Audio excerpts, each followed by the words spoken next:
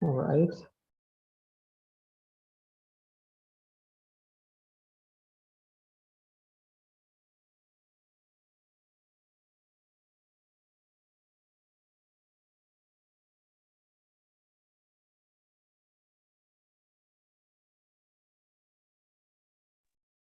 Okay. All right, we have participants coming in. I guess we can start, right? Hello, Ms. Todd, welcome as well. So, Alessandro, I guess you can start now, and then we can take this forward with our speakers and the introductory addresses from the president and the IMD chair.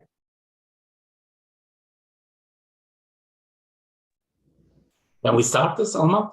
Yes, I think we can start. Hello, everyone. It's a pleasure to be here to celebrate the International Moon Day today. And this is one event that was organized by me, that the Italian National Coordinator, and by Salma, that is the coordinator for Germany. And my first, I'm coordinator of the association since the beginning of this year. Next slide, please, Salma. Because since then I've been an exciting journey since the first time that I encountered the association last November, when I participated in a symposium that the association, the Moon Village, organized each year. Last year was in Los Angeles. This year it will be in December in Japan. And during this event, I have the opportunity to present the research activities I'm involved in, focusing on space radiation and its effect on human health, but also to discover a very, let me say, enthusiastic community about the space activities. As a coordinator, the next slide, please, Salman, I have not only organized this event, but also in May, an event in presence in Bologna. It was a very, let me say, exciting experience because it was in person, and we have the opportunity to share with the people of Bologna the activities of the Moon Village, but also the activities that we are involved in our research that is space related, not only mine, but also the one of another member of the association that is named Marco Peroni, an engineer that is active, involved in shielding design for moon bases in the future. And also, always inside this, please, the next slide, this International Moon Day celebration, we are organized in a school, a two-day school for Monday and Tuesday next week, in which all the other members of the Italian Moon Village Association are involved in. We are roughly 10, and we are speakers in this school of 2 days, in which all the aspects of the space exploration will be addressed. And also we involved many other speakers from, let me say, all over the world.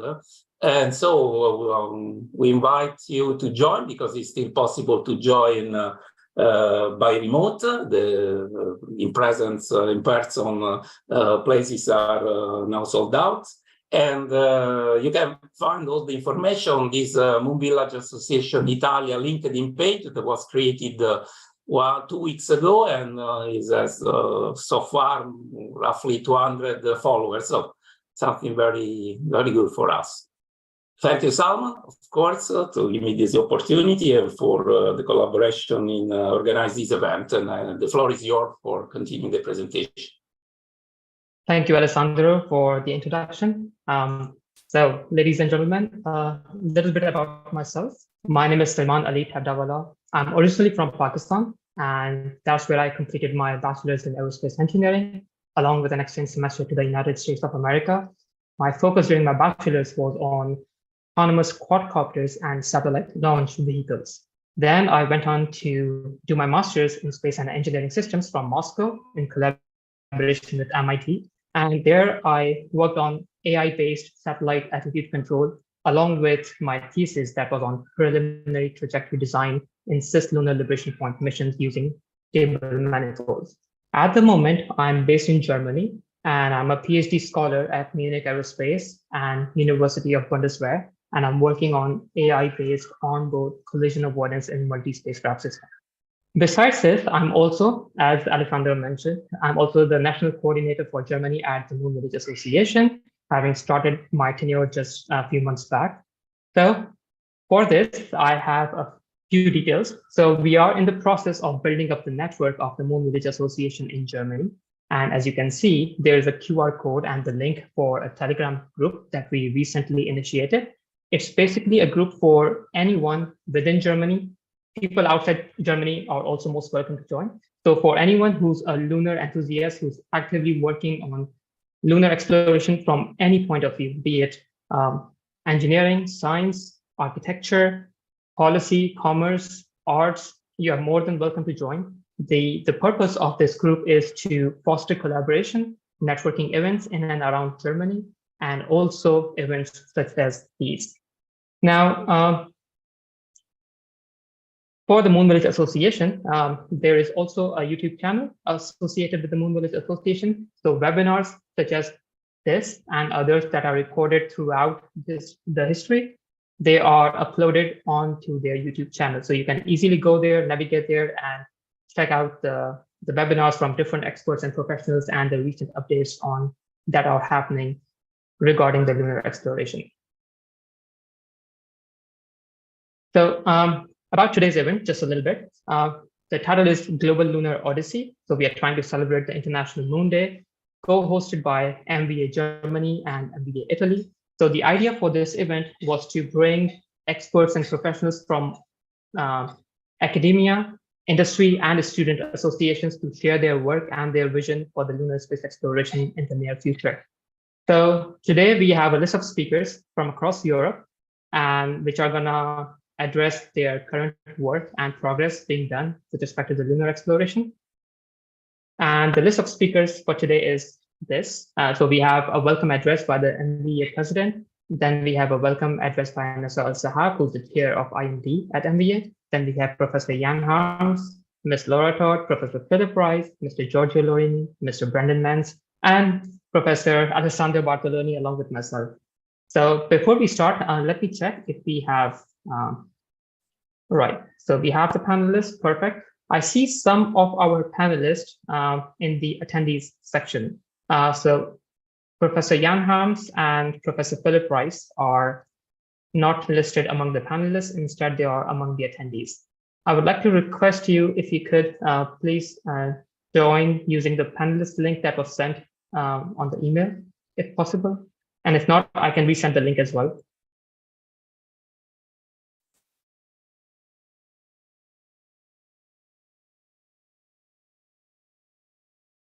Okay, I see them trying to rejoin. We'll just wait for a minute for them to come in and then we can start. Okay, perfect. Professor Philip Rice is with us. And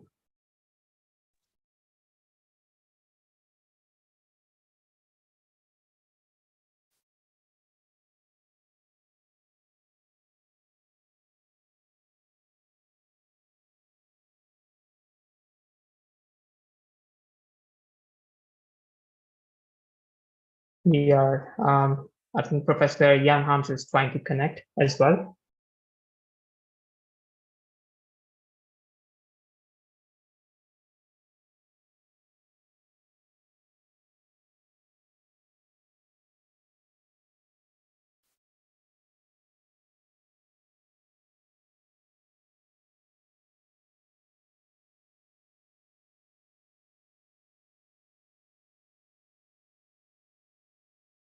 Here.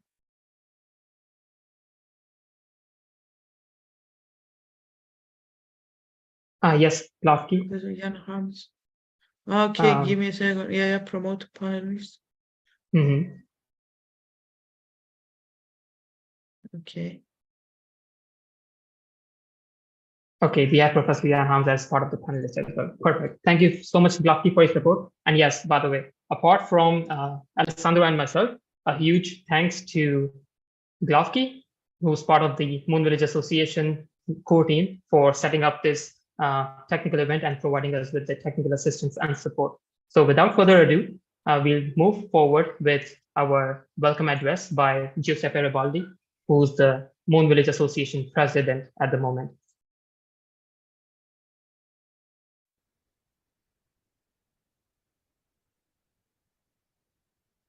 Good morning, good afternoon, and good evening to everyone around the world. Welcome to the International Moon Day 2000.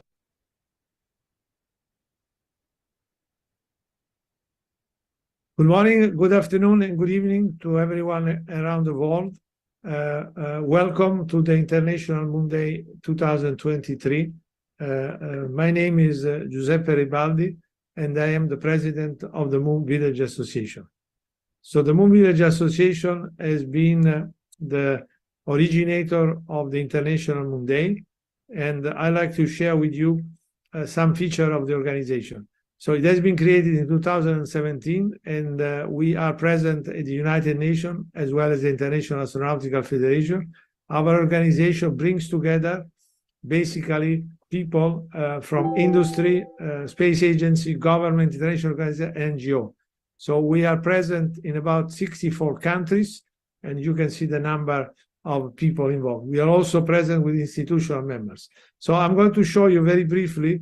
We have a palette of activity, which are extremely variation of them, which goes from the economics to the cultural, and of course you can find more on the website. So I like to show you just 2 or 3 examples. So one of the activities we know is the Moon Village 2045, which is made in the frame of the architecture working group, and you can find all the details. So it is basically how we look like settlement on the moon, not only from the, let's say, Western side, but also from the Chinese side and from all the rest of the world.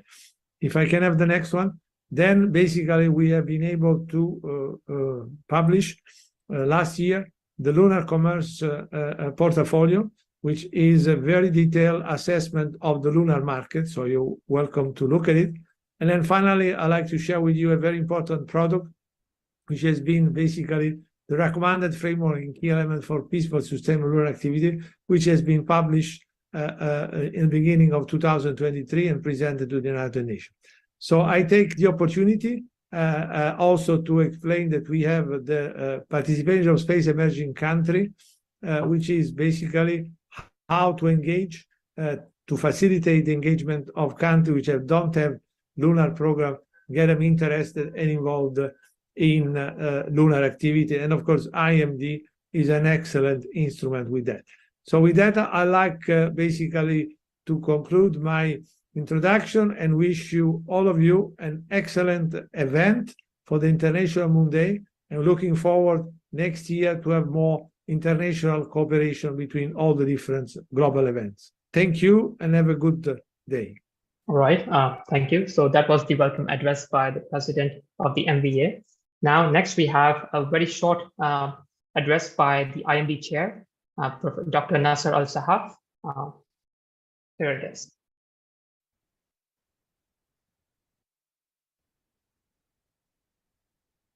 Greetings, everyone. I'm Nasser Al-Sahaf, chair of the International Moon Day Group. It is my pleasure to welcome you to the second celebration of the International Moon Day. In 2021, the Moon Village Association recommended to United Nations Office on Outer Space Affairs the establishment of a day to commemorate humanity's first landing on the moon in 1969 with the Apollo 11 mission. The International Moon Day was declared by the United Nations General Assembly on 9 December 2021 to be commemorated by all member nations on July 20th of every year starting in 2022. Last year, we celebrated the inaugural session of the IMD at Drake State Community and Technical College in Huntsville, Alabama, where it all began more than half a century ago, and the home of the Saturn V rocket, which made it all happen. Every year, we have a new theme. Last year's theme was Lunar Exploration, Coordination, and Sustainability. And this year's theme is Beginning the New Lunar Journey for Mankind. The IMD is a special opportunity to raise awareness and educate the public about the status and prospects for humanity and sustainable exploration and utilization of the moon. IMD events aim to foster increased global awareness cooperation, and coordination among stakeholders worldwide, and to promote increased participation towards this goal for future generations. This year, we have increased the number of participating countries from 23 in 2022 to 35 countries this year in 46 global events so far, such as yours here today. Our main event, IMD 2023, is held this year at the Science Museum in Gwacheon, South Korea. In addition to keynote speakers from the space industry, private and public sectors, we will be featuring an expert panel discussion on a variety of topics and current controversial space issues, which should make for a very interesting discussion. And you're all welcome to download it from our official website on July 20th. In conclusion, I wish you all a very successful IMD global event wherever you may be on the second celebration of IMD 2023. Thank you and God bless. All right, so that was the address by Dr. Al-Sahaf, the IMD chair at the Moon Village Association. Now, without further ado, we are on time. Let's move towards our first speaker for today. So the first speaker we have is Professor Jan Harms. Professor Jan Harms is basically a professor of physics at the Grand Dassault Science Institute, where he earned his PhD for his research in gravitational wave detection at the Albert Einstein Institute in Germany, and spent several years in the United States of America to work with the LEGO Scientific Collaboration before joining the Virgo Collaboration in Italy. He's a co-chair of the Instrument Science Board of the Einstein Telescope and also the coordinator of the Lunar Gravitational Wave Antenna Project. Professor Jan Harms is basically going to give a talk about the opportunities for breakthrough science with lunar exploration. So I'm going to give the floor over to Professor Jan Harms to introduce and present his topic. Professor Jan Harms, the floor is all yours. Thank you very much. 1 second, let me... Yes, I'll stop my sharing. Exactly. Okay, then I will go to full screen mode. No. Okay, that is the wrong one. 1 second. Let me share the other screen. 1 second. Let's do this one. Okay, thank you very much for this kind introduction and invitation to this event. So, as announced, I want to give a perspective on lunar science from the moon, really, from the side of physics and astronomy. And so here is essentially how I see the situation we are in today. So 100 years ago, there was the South Pole expedition, and it was the exploration of the Earth's South Pole, arriving there for the first time, which was a great achievement of humanity. And of course, that led over time to a permanent presence of human beings at the Earth's South Pole, at the Amundsen Scott South Pole Station. And eventually also to breakthrough science, for example, with the IceCube Neutrino Observatory. These are very complex facilities to construct, to maintain, but it has become possible over the years. And I think this is the ambition that we have today concerning the moon, when we think about it in terms of exploration and science. So what are we thinking of, dreaming of today when we think about the moon? Well, we want to construct a moon base, maybe a moon village at some point.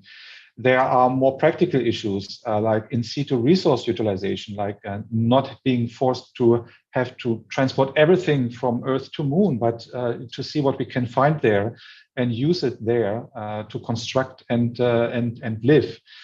Mining has been, one of the ideas as well. There might be interesting elements for us to harvest. Now, all of that is exploration. All of that is culture. This is a very deep part of human character, if you want. But what are the implications for science? Now, of course, all of that means that many people want to go to the moon or be part of that process. And that means we will have opportunities for science there. I mean, just in terms of transport and hopefully reduced cost of such transport over the next decades.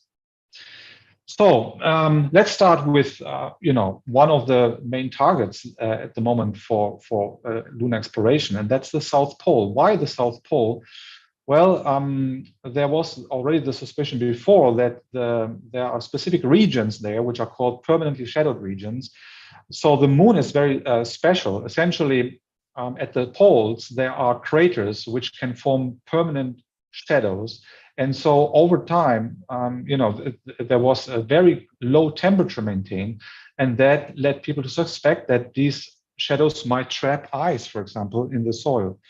And in fact, the NASA's moon mineralogy mapper saw this at some point, and there's much more of that ice at the South Pole than the North Pole.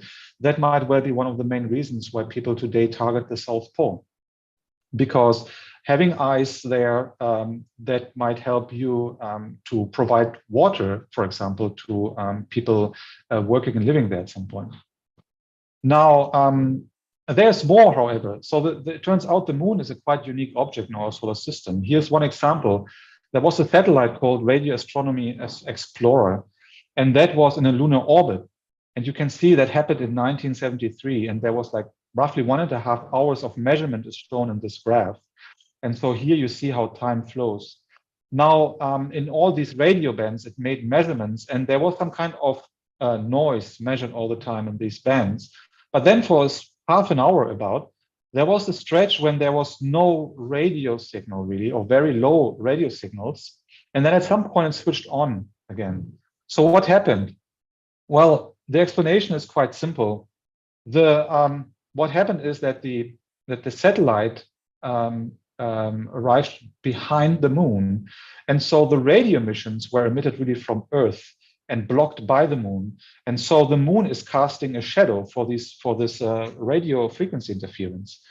And that is something that is of very high interest to radio astronomers, because if you now deploy, radio instrumentation, antennas, telescopes here at the backside of the moon, you will be able to explore the universe in certain frequency bands much better than you would from Earth, simply because of the absence of that noise. And it's huge. It can be up to 10 orders of magnitude in radio frequency interference and reduction. So that is really enabling new science.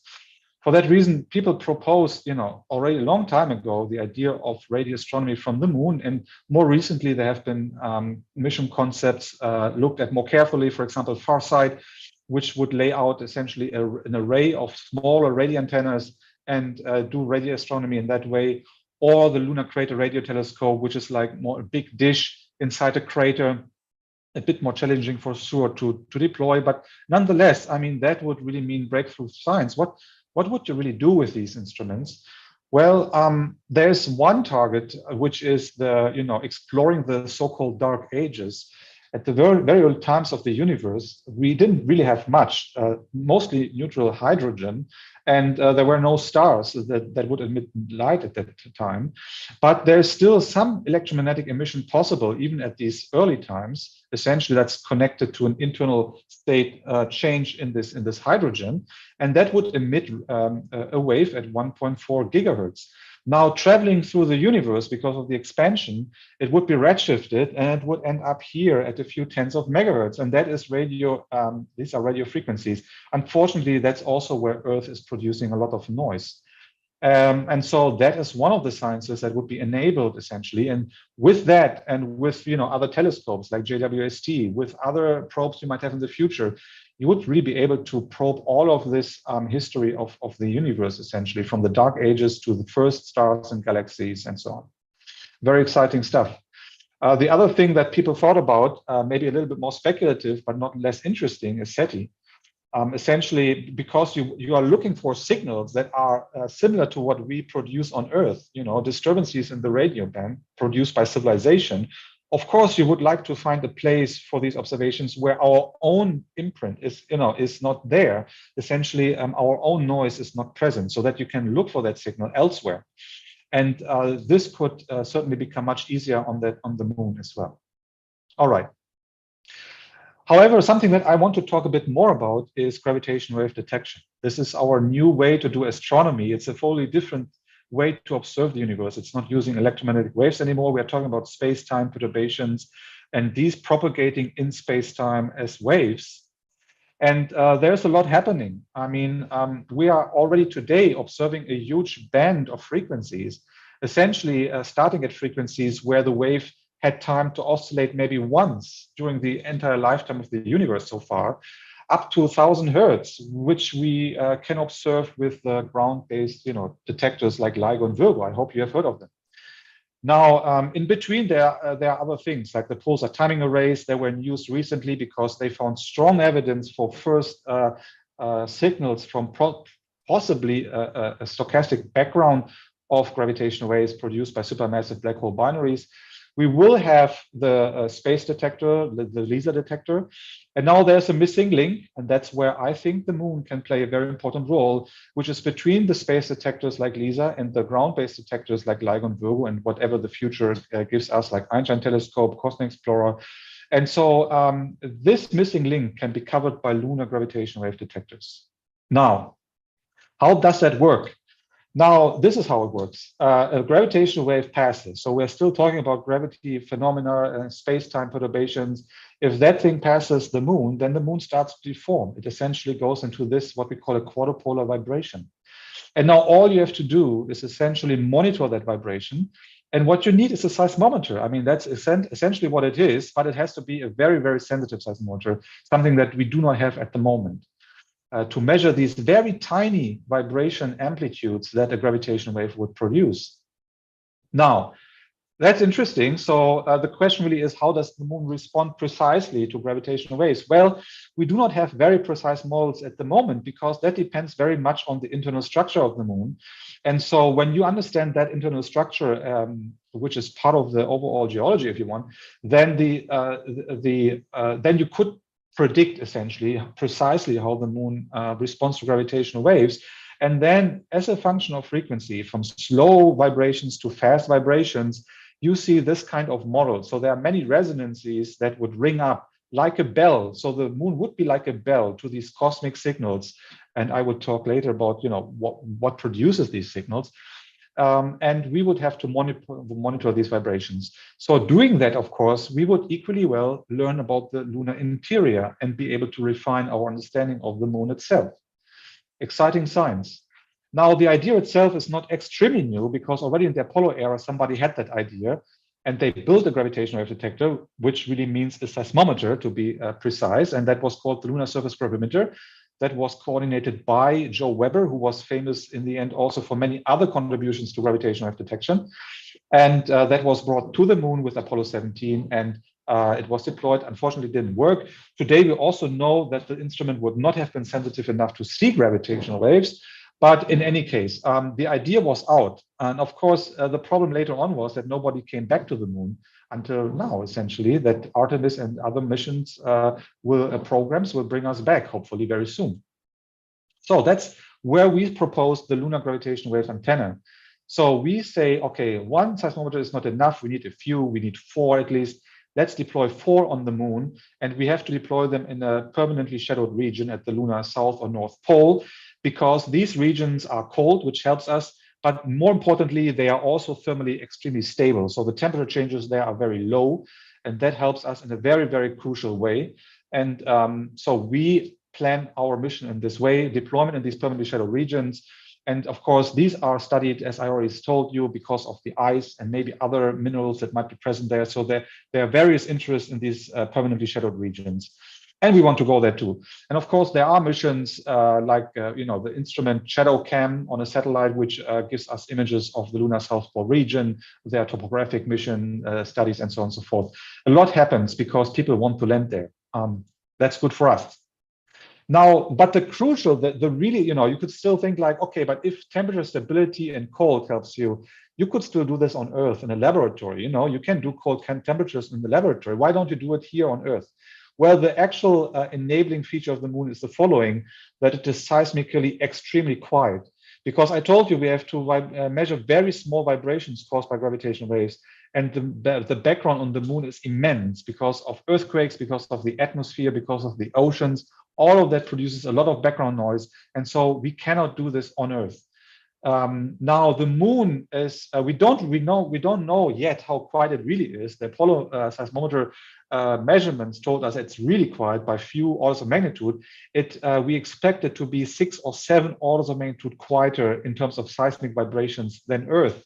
And that is really enabling that kind of science on the moon. And that's why we really want to go there.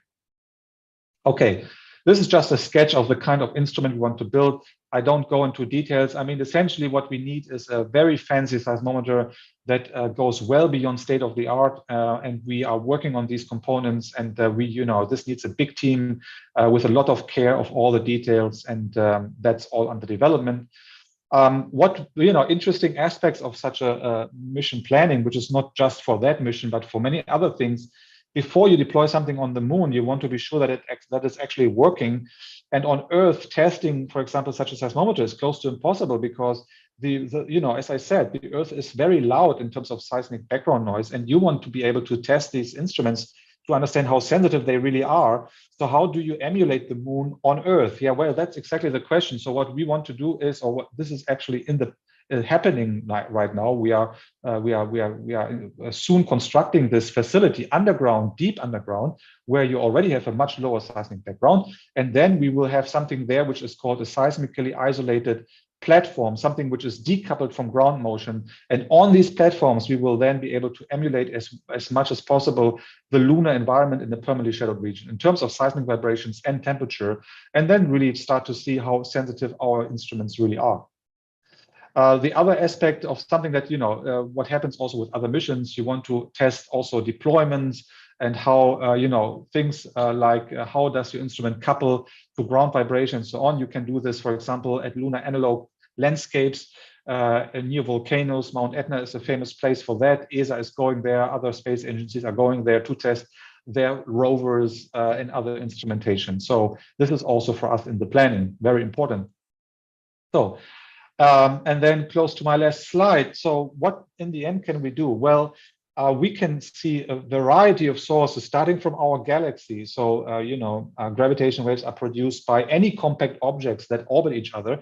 For example, white dwarf binaries, and there are many of them in our galaxy. We would be able to see them. We would be able to see black hole binaries out to very high redshift. That means to distances where we get back in time close to the to the early stages of our universe, and see, did we actually have black holes existing at that early time already? And we would be able to measure in a complementary way to other gravitational detectors like LISA, the space-based detector, or Einstein telescope, a future proposed terrestrial detectors, and form a big network of detectors and really do science complementary in the sense as X-rays, optic, radio, and so on and so forth, gamma ray bursts. All of that is complementary observation in the electromagnetic band. This we are going to set up for gravitational waves as well. And then we will, with all of these instruments, be able to look far out back into the dark ages as well. And so I think it's nice to cite something that Jack Burns wrote in 1986, who is one of the PIs behind one of these radio astronomy from the moon missions. The moon is very possibly the best location within the inner solar system from which to perform frontline astronomical research. And I think that's not only still true, that's still what we think today. I think with all the efforts that happen in the science community, we have refined the implications of all of that, and have a very solid idea of all the benefit that the moon provides. And I think we really have to do that. We have to take these steps. And that's where I want to stop. Thank you very much. Thank you, Jan. Great talk. Can you hear me? Yeah. Can you hear me? No. I can hear you, yes. Yes, okay. Thank you very much for this talk. I don't know if there is some question from the audience. I see the Salmon disappear, but I have one. Can you say us something more about the sound check of the collaboration from a point of view of the participation of the different countries of Europe? Yes, I can tell you a little bit. So this came out of, in 2020, there was a group forming because there was this ESA call for ideas, what we could do, what science experiments we could bring to the moon with a large logistics European large logistics lander, which is now called Argonaut. And so at that time, we came up with that idea. And so that was initially very much Italian driven. Today, we have an international collaboration. So we have more than 20 countries at this point participating from all around the world. They are still mostly Italians. So that's still the majority, about half of the collaboration. We're getting close to 200 people with the members. And so there are many studies that we have to do. There's a very deep connection between this cosmology and astrophysics that we want to do and with the science of the moon, because, I outlined this a little bit. We have to understand the moon very, very well, very precisely to be able to do our science, which is cosmology and astrophysics. And so we are really connecting these fields, planetary and lunar science and cosmology and astrophysics. And so you can see in our collaboration that there's a broad band of expertise, and we are moving forward. So we had now selected by ESA the Soundcheck mission, which is essentially a first explorer of the geophysical environment in the permanently shadowed region. And so while that doesn't mean that it will happen, it is getting more likely that it might happen because of that selection. And so we are now essentially preparing the payload for that mission. And hopefully we will get a launch opportunity and then be able to deploy a single seismometer in a permanently shadowed region to understand some of the geophysics that we do not know today well enough to plan the gravitational wave detector. Thank you. Thank you. Sorry, my internet just got cut off at the last moment, just before the presentation ended. But thank you, Alessandro, for the question. And Professor Jan Hans, that was an amazing talk. Certainly beyond my scope or what I'm working on at the moment, but thank you so much. Also, I would like to say to our attendees that if you have any questions, you can also ask us questions, ask the panelists the questions using the Q&A button in the bottom of your screen. So we still have like 2 minutes before our next talk. We can see if we have any other questions from the participants. But yes, that was very specific and very technical, but very, very interesting presentation as well. It was a great pleasure to have you, Professor, with us here for the talk. Now I'm gonna share my screen to introduce our next speaker. So that was our first talk by Professor Jan Hans, and now we are gonna go to the second. So next we have is Miss Laura Todd. Miss Laura Todd is basically a Vice President of Space Exploration Future Programs at Airbus Defence and Space that is based in Toulouse, France.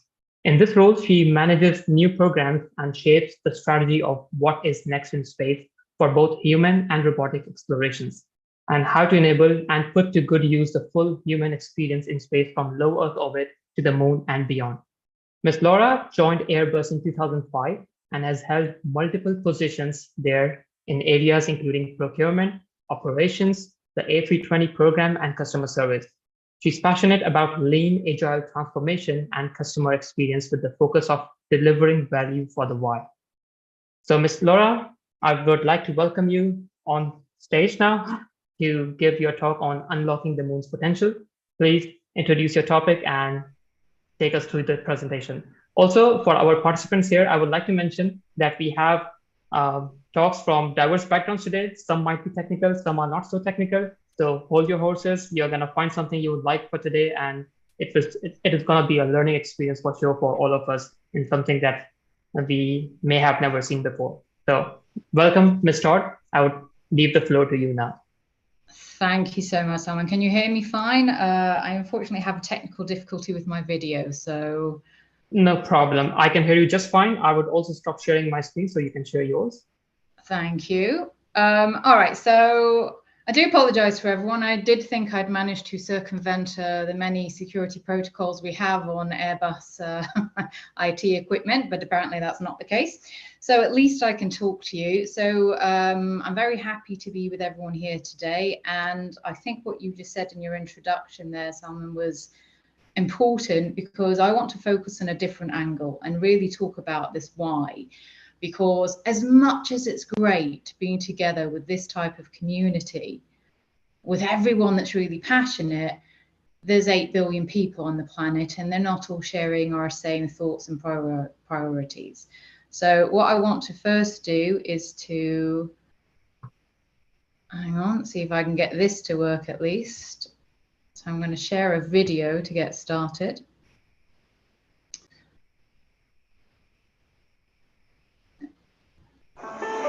Sometimes we try to cross the 7 seas, to move mountains, to reach for the stars. But why?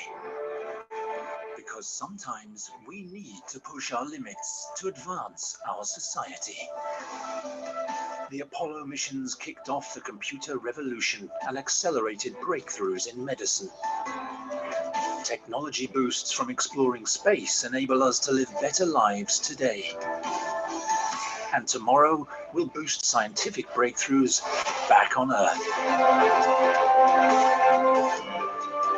That's why we're going to further explore the moon, pioneering a sustainable human presence on our natural satellite and unlocking its potential for a better tomorrow on Earth.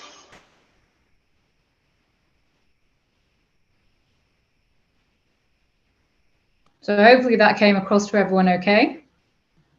Yes, we could definitely hear it. Excellent. So glad to see that. So I'm just going to stick up a slide so at least you've got something to look at while I discuss. So to share with everyone a little bit about myself, because I remember, so I'm Scottish, I'm living in Toulouse. I consider myself to be very much an international citizen of the world. But I remember when I was a kid, when I was 7 years old, I had to go to my parents and say, I love you guys, but please stop buying me dolls. I'd really like a telescope for Christmas. And the reason I wanted to was because I loved looking at the moon and I wanted to see it up closer. And so this was always my driving passion. It was about space exploration, going further, exploring. And of course, as a child, and I won't tell you my age because that will date me, but you know, you had a lot of excellent science fiction and space-related TV and films, you know, that showed how things could be done different. So this is always what really engaged me. And so I went through school. I always loved physics, maths, everything science, engineering. I did aerospace engineering at university. And my goal was always, how can I influence the future of space exploration? And then I'm also a pragmatic person. And I took a look at the situation of what we're doing in space and what we're doing in terms of business. And I saw it being very commercially driven and no real progress. Don't get me wrong, we have amazing scientific missions, but it seemed to me it was more about building bigger satellites with smaller electronics to make more money. So I decided to switch over on what I was doing and I went to Airbus. Airbus is well known for flying aircraft, for enabling you to go on those nice, simple, easy holidays. Our A320 is one of the most prolific aircraft ever built. But then I discovered we have a whole portfolio of different topics. And as I advanced in this area, I realized that I could actually still make a difference. And at the same time, of course, we had a couple of people, we all know their names, but to give them like the main ones, you've got Elon Musk, you've got Jeff Bezos, you could even throw Richard Branson in there. But you've got people that made their money in another field that said, no, I've got money, I'm going to put it into my passion and I'm going to change the dynamic. I'm not interested in staying literally on Earth or in low Earth orbit. I want to go further. So they decided to drive this major change in moving back to human space exploration. And we're all starting to see the benefits of it. But here's the difficulty. And part of the reason why I showed the video I showed is, again, if you speak to most people, they don't understand why. And if we're very honest, what is in it for them? What is it that delivers benefits to the 8 billion humans on the earth, and not just for a handful or a small community that are driving science, which is incredibly important, that are driving new technology? Where do we see that reapplication onto the earth? So you saw in the video some of the things that we've been driving in Airbus. I mean, one of the things was 3D organoids, where we've grown literally 3D cells in space, which have functionality and communication. That sounds great, you might say. Then I think of a relative that all their life had a major heart condition, and the cost to the state of the hospital care and the end of life care, by the way, and all the various operations.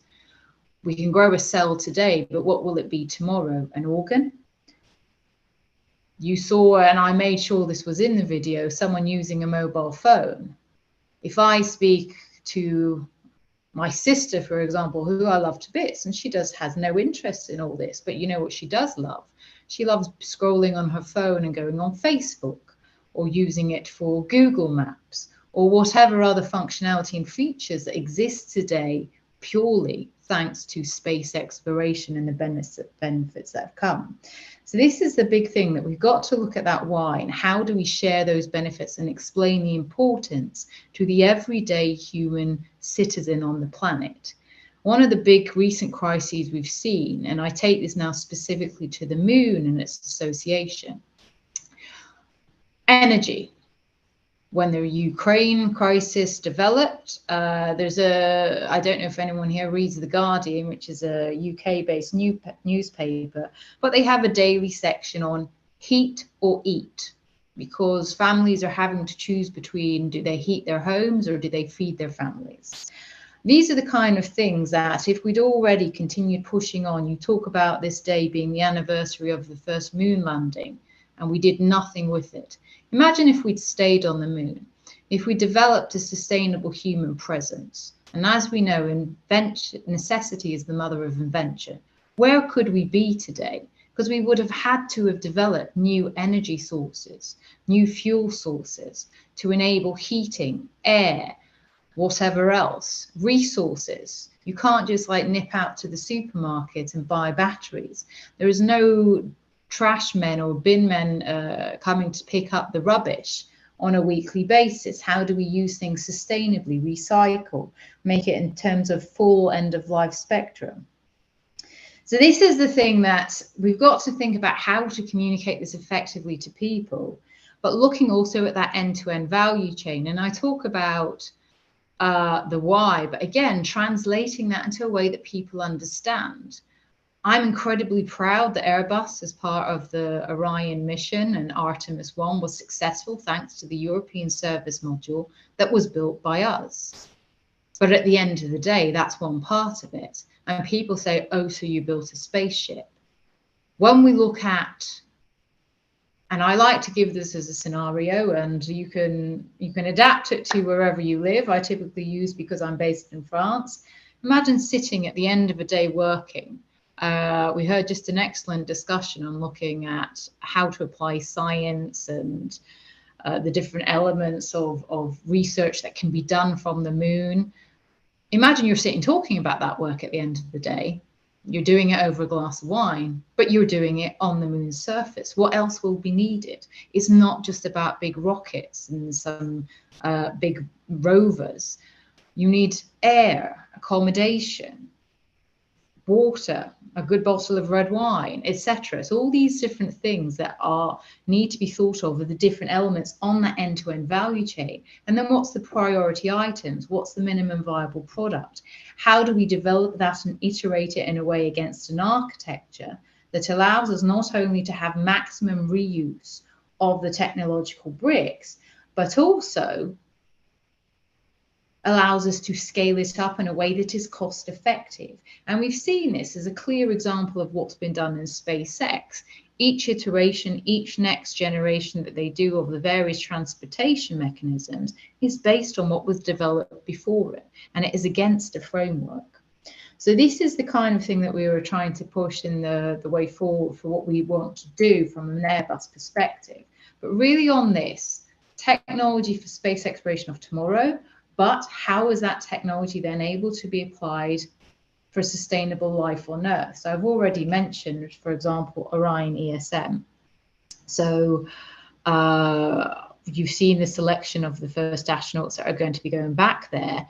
And let me say again, I'm incredibly proud of this. But what happens when we have the next technological developments? If I look at the startup culture who are breaking down some of those substructures, systems, components, and changing the way it's done, we need to have a framework that you can easily adapt, swap over, add, scale these different technologies. The lander's been mentioned. Well, it's all very nice to do a lander, but how do you do it so it's reusable? How do you do it so you can easily interchange what it's carrying? How do you do it so you have different scalability? And you see that you've got a difference in approach between the major agencies of let's do something that's big and incredibly complex. And again, smaller startup commercial activities of let's send something, do the basic. When it's done, we can use it for radio comms or for GPS. So these are the different elements that we need to think of. The same on transfer and landing. So you've delivered something to the surface of the moon. How easy is it to transfer it to the surface? How easy is it in terms of user experience? Is it built for maximizing simple, efficient, either human or automated use? Same thing on the interorbital transport. So these are the kind of things that we're asking that question on the bigger picture, not to say that we need to do everything, but what are those different bricks so that we can optimize the resource that is available and use it in a way that we get an MVP, that we start to learn from that MVP, we adapt and reprioritize as necessary so that we can go to the next elements.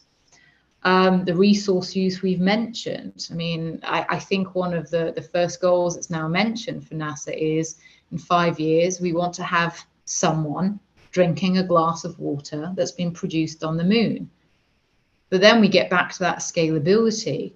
What does that look like 5 years later? Well, we want to be producing fuel for using the moon as a launch base because it makes more sense. It's easier to do.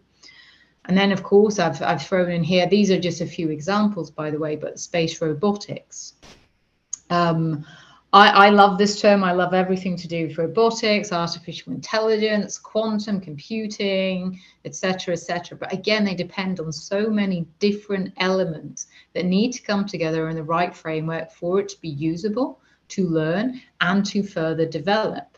Not to do individual one-off missions, not to do, I'm going to do it in my little silo, and I'm just going to duplicate or triplicate, or even worse, what everyone else is doing. I often hear, oh, but in Europe, we have a challenge because we don't have the resources or the money that they do in the US, for example.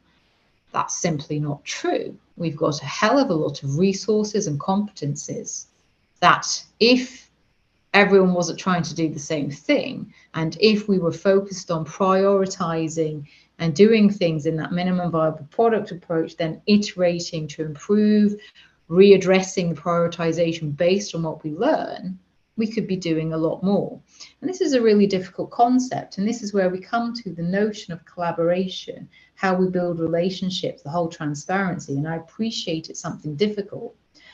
But I got asked a question at, we did an Airbus summit last year, and we're really talking about sustainability and green energy and all these things that I truly believe we will achieve thanks to having a sustainable human presence on the moon.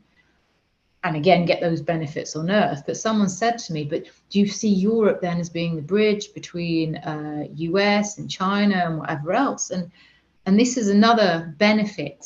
And again, coming back to the why that's so important of having space exploration, because you see the little picture of Mars there in the top right corner. And I jest in a way, but say we went to Mars and there's a Martian living there. And they say, oh, where do you come from? And then someone actually starts to try to explain a specific landmass on the Earth. They're going to be, so you're coming from that blue ball over there.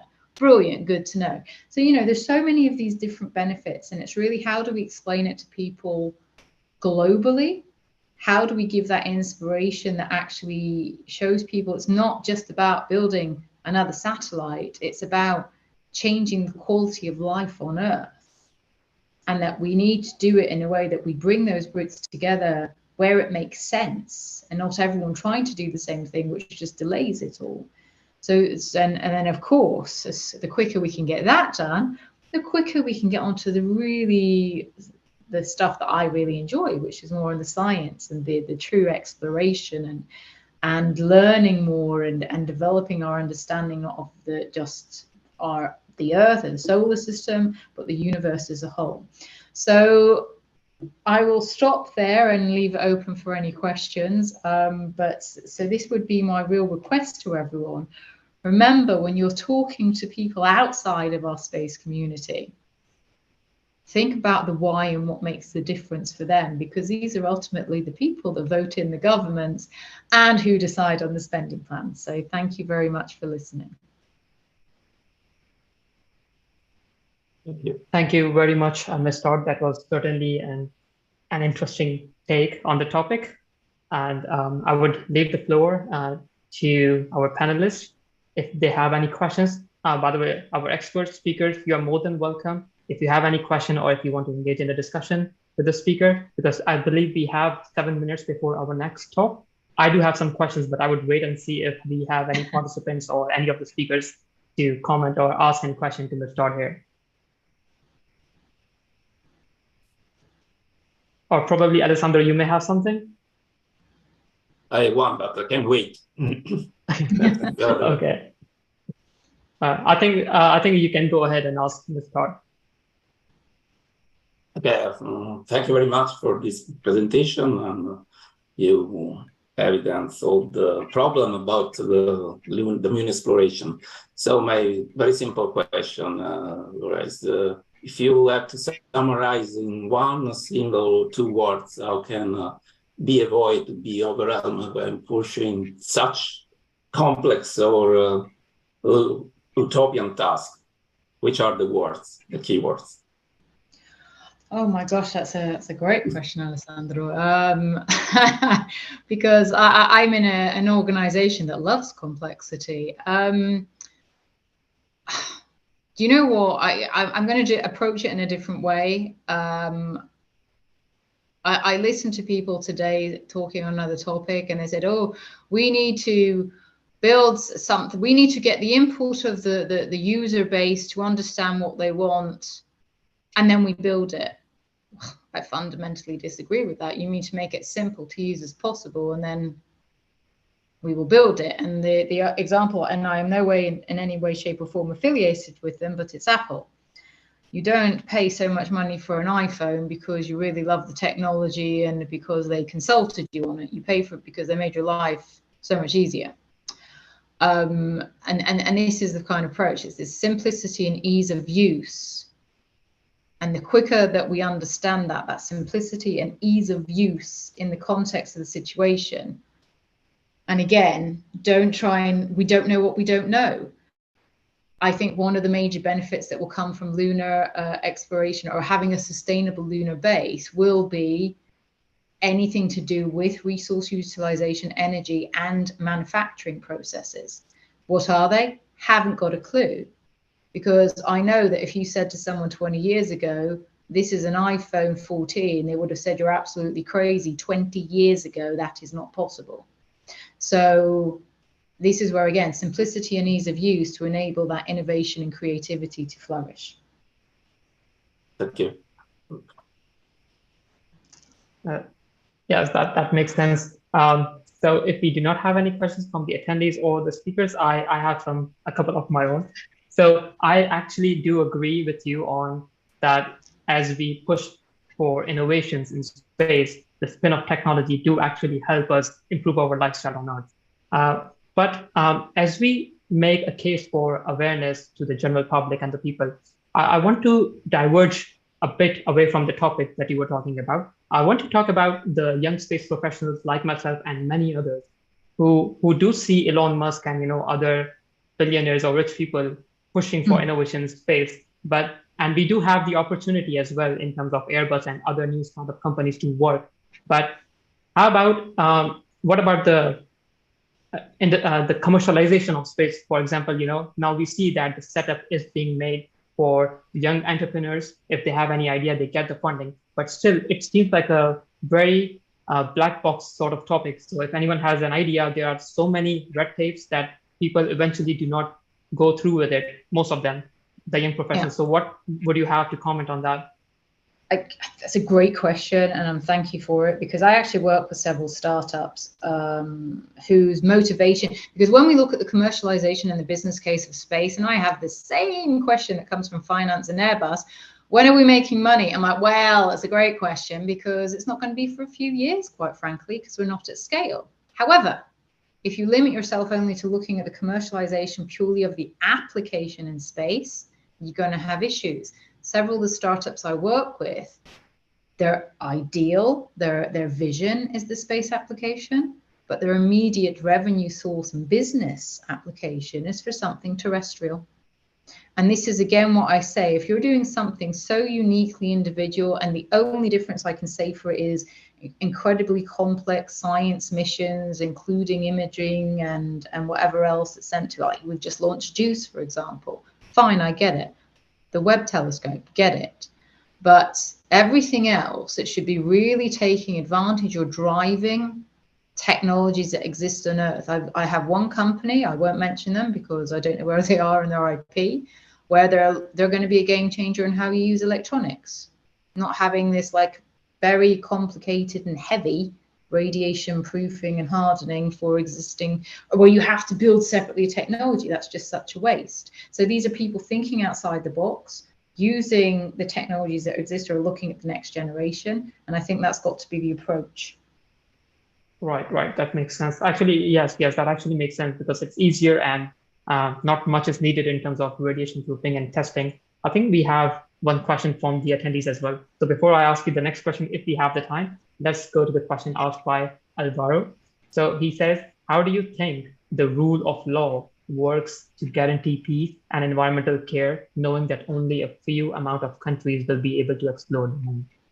Oh, that's such a great question as well. And I actually take part in a group to look at that, because it's something I am passionate about. And I hosted a panel on this question at last year's IAC.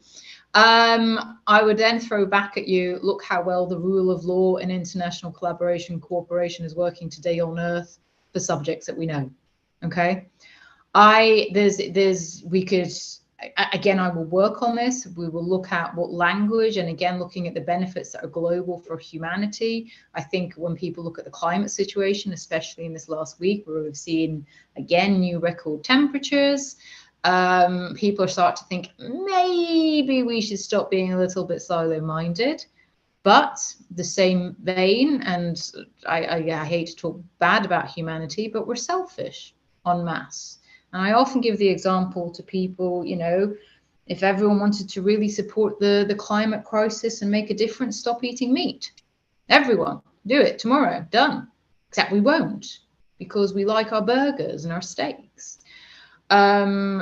So the whole law thing about how we build it up, I don't think that should be the focus. I think it's good that we're working in groups to try and establish something and structure something.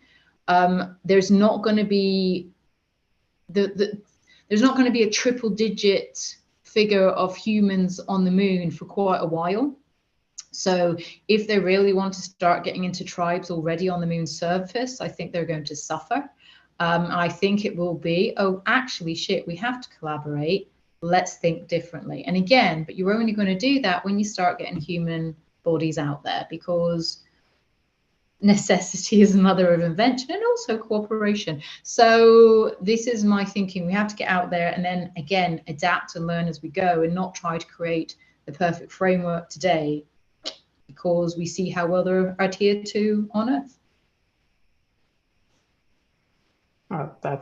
Thank you for answering this question. And Alvaro, thank you for asking. It's a good question. So with this, I believe we have concluded this talk now. Thank you again, Ms. Laura Todd, to join us on this special occasion. So with this being said, we will move forward to our next speaker. If you all were listening carefully to Ms. Todd's talk, she mentioned something about NASA or some other space organization wanting to have a glass of water made from the moon, right? So our next speaker, I'm not sure about water, but our next speaker is something of an expert on this area, so he can probably shed some light. We have Professor Philip Rice. He is head of Lunar and Planetary Exploration Technologies Department at Technical University of Munich. So about Professor Rice, he studied aerospace engineering at the University of Applied Sciences in Bremen and the Technical University of Munich.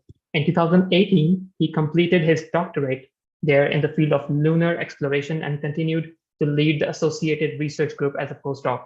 He then moved to the European Space Agency in the Netherlands to support the development of scientific instruments for lunar missions. Professor Rice was appointed to the Professorship of Lunar and Planetary Exploration Technologies at TUM in March 2022.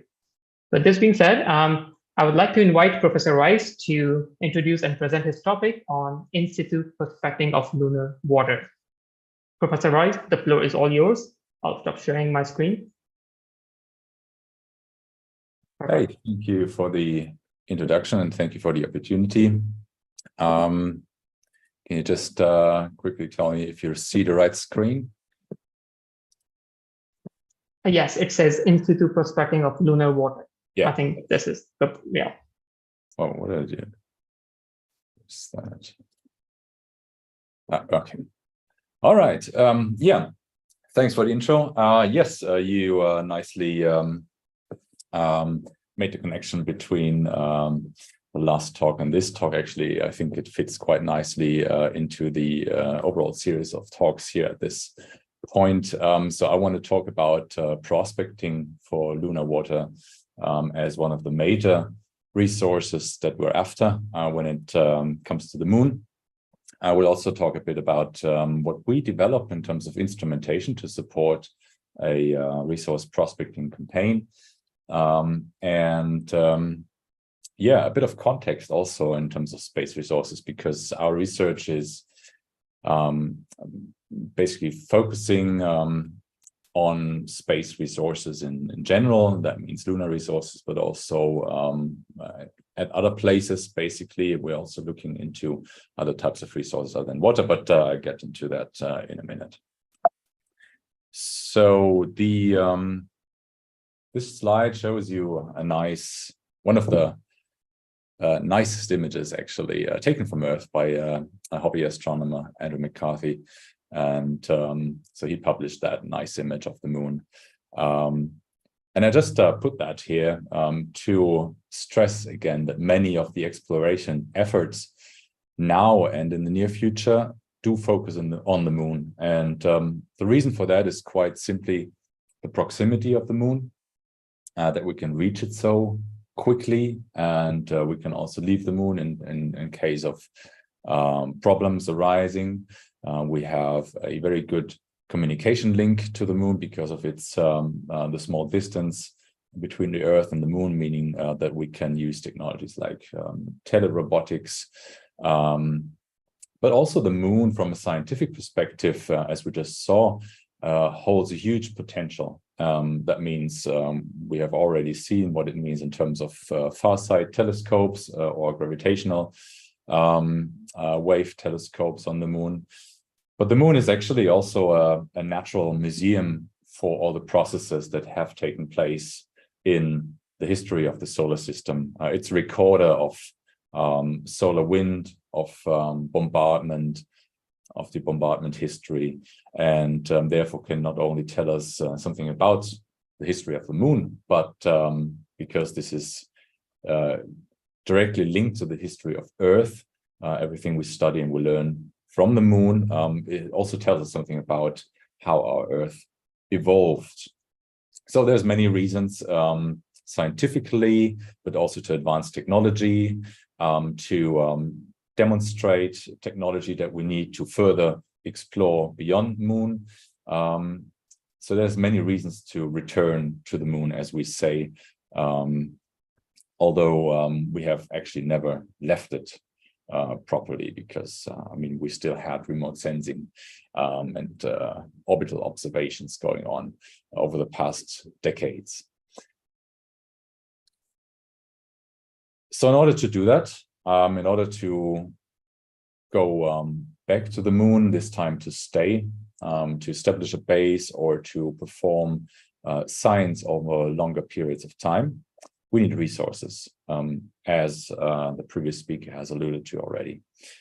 So in terms of resources, everything you see on the picture is basically what we need to work with on the moon. And primarily you see a lot of rock, you see the soil on the moon, which is a great resource because it holds up to 45% oxygen. Now the tricky part is to figure out how to get the oxygen out of that material, out of the minerals. And there are several processes that we are well familiar with through industrial processes here on Earth, but that might be a bit more complicated on the moon. There's also another resource that we often forget when it comes to in situ resource utilization, but which is also visible in that picture, and that is the sun, because we do need energy to supply any surface operation, any habitat, a lunar base, but also to drive the processes that I just mentioned to extract oxygen, for instance. Probably the most important resource here is the water, and you don't exactly see it in this picture, but you can already guess where the water would go if there was water in this picture. Now, the fact that the moon holds water is this is a very recent finding, actually, based on remote sensing data that we have collected approximately since the beginning of the century. So the first ideas that the moon still holds water came up in the 1950s when a guy called Harold Urey in a book postulated that the moon could potentially still hold water at the surface because he thought the surface features that looked like rivers could hint to the presence of water at the surface. There was a big debate about whether or not the moon is dry over the coming years, and by analyzing Apollo samples and lunar samples returned by the missions in the 70s, we found there is no water in these samples, at least. And it wasn't until really the 1990s when missions like the Clementine or Lunar Prospector provided hints to the existence of water on the moon. We performed, again, analysis of the return samples with improved analytical methods back here on Earth, because the samples were still curated. They are being curated at this time, and some of them have been never opened. But so they were reopened, reanalyzed, and indeed there were traces of water were found in these samples. This, together with additional missions like the M-Cube or the L-Cross experiment, provided further evidence for or hints towards the existence of water on the moon. And that sparked basically the interest or the second race to the moon that we experience today. So I have just brought you two popular examples of remote sensing observations. And the first one is L-Cross. That was an impactor experiment. So the upper stage of a rocket was impacted on purposely into a permanently shadowed crater in the lunar south polar area because it was suspected that water would be stable there. So what they found was that right after the impact, so in the seconds and minutes after the impact, through reflectance spectroscopy, the ejector plume that was created through this impact contained rather high amounts of water. So we're talking about 5.6 weight percentage, so percentage by mass. So that material was excavated. Now, today, we think through recent findings of simulations that this was excavated from larger depths. Okay, so 5.6 weight percent. There's another image here on the right-hand side that shows you the Sophia aircraft-based telescope that has now just been retired, I think, as of last year. It's an infrared telescope, and they observed the presence of water at the surface of the moon too. So they observed water in sunlit areas, which is special. Data that they collected were similar to data that had been collected previously, and that is a further hint that there might be water stable at the surface. So this special thing to note here for the Sophia measurements was that they unambiguously identified water as the species causing the observation. So some of the controversial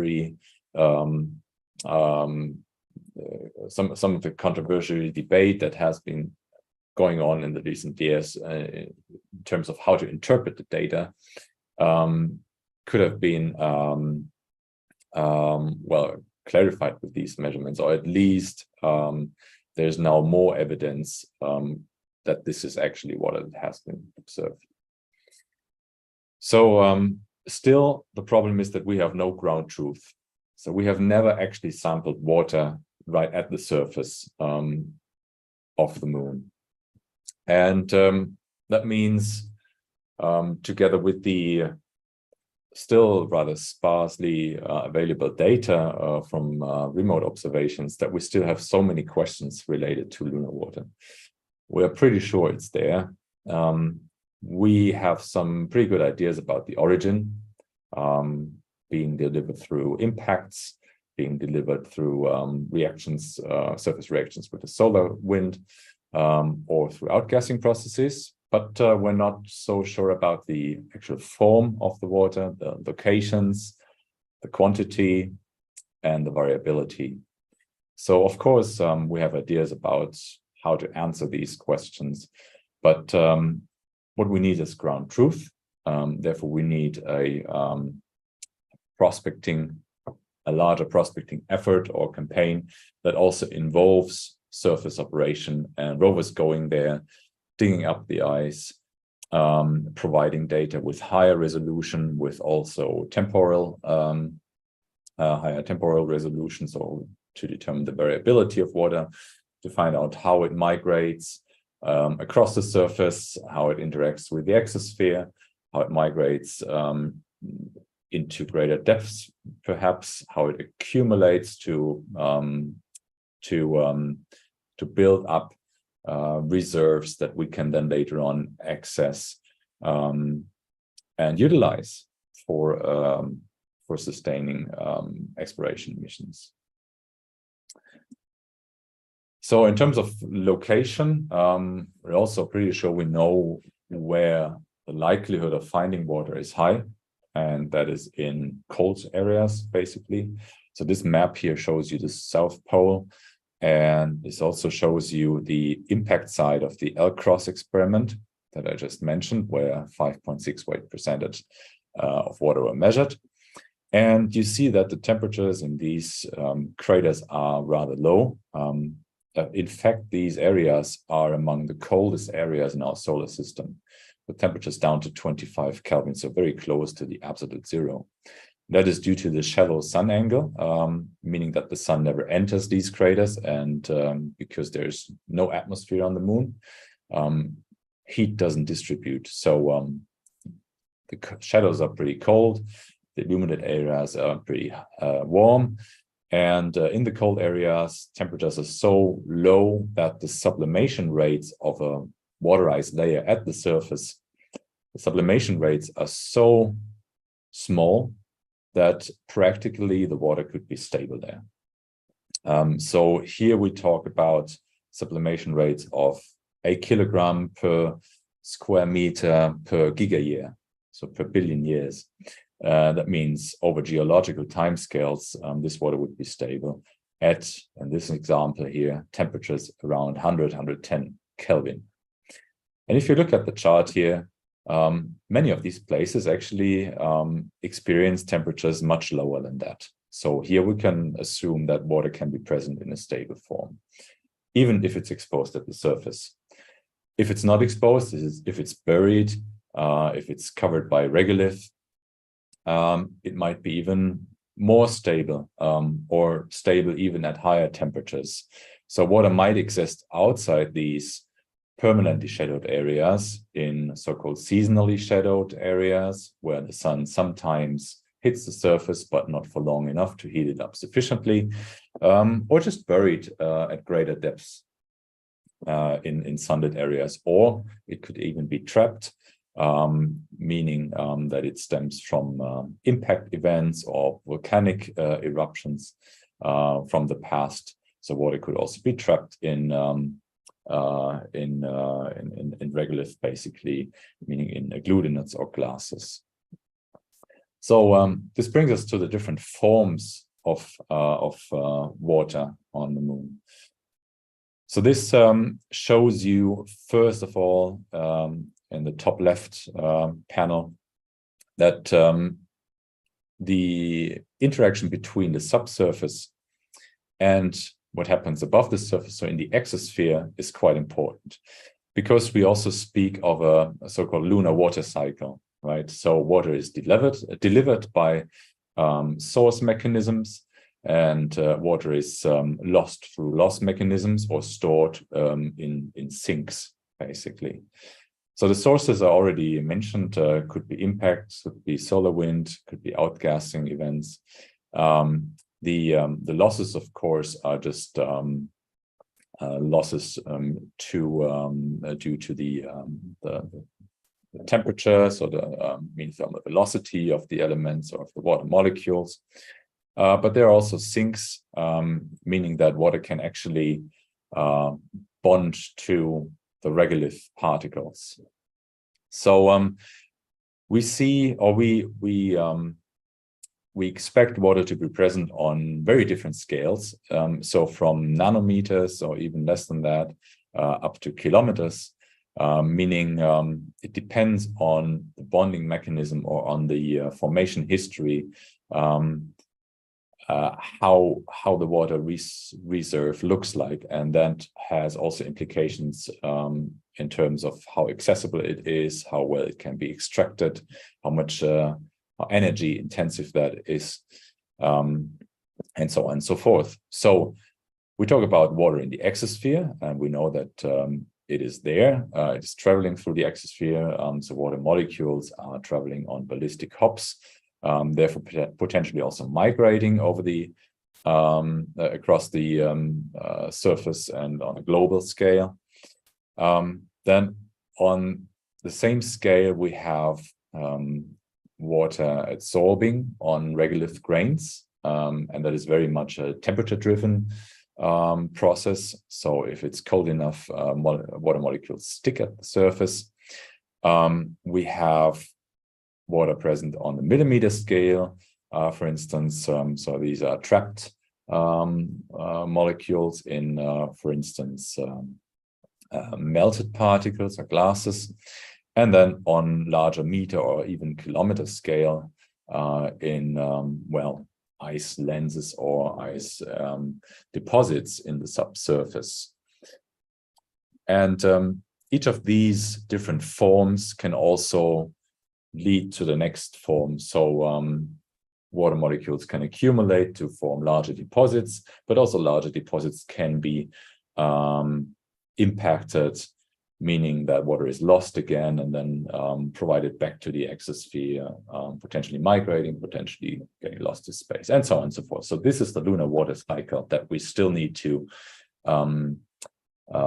perfectly understand and also quantify in terms of reaction rates, temperature dependencies, conversions between hydrogen to hydroxyl to water, for instance.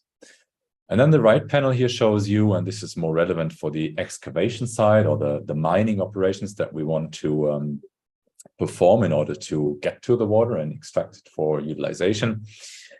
That shows you how the many forms of regolith ice mixtures could look like. So it could be discrete particles, it could be particles partially melted, or agglutinates, so to speak. So really intensive mixture of ice and regolith.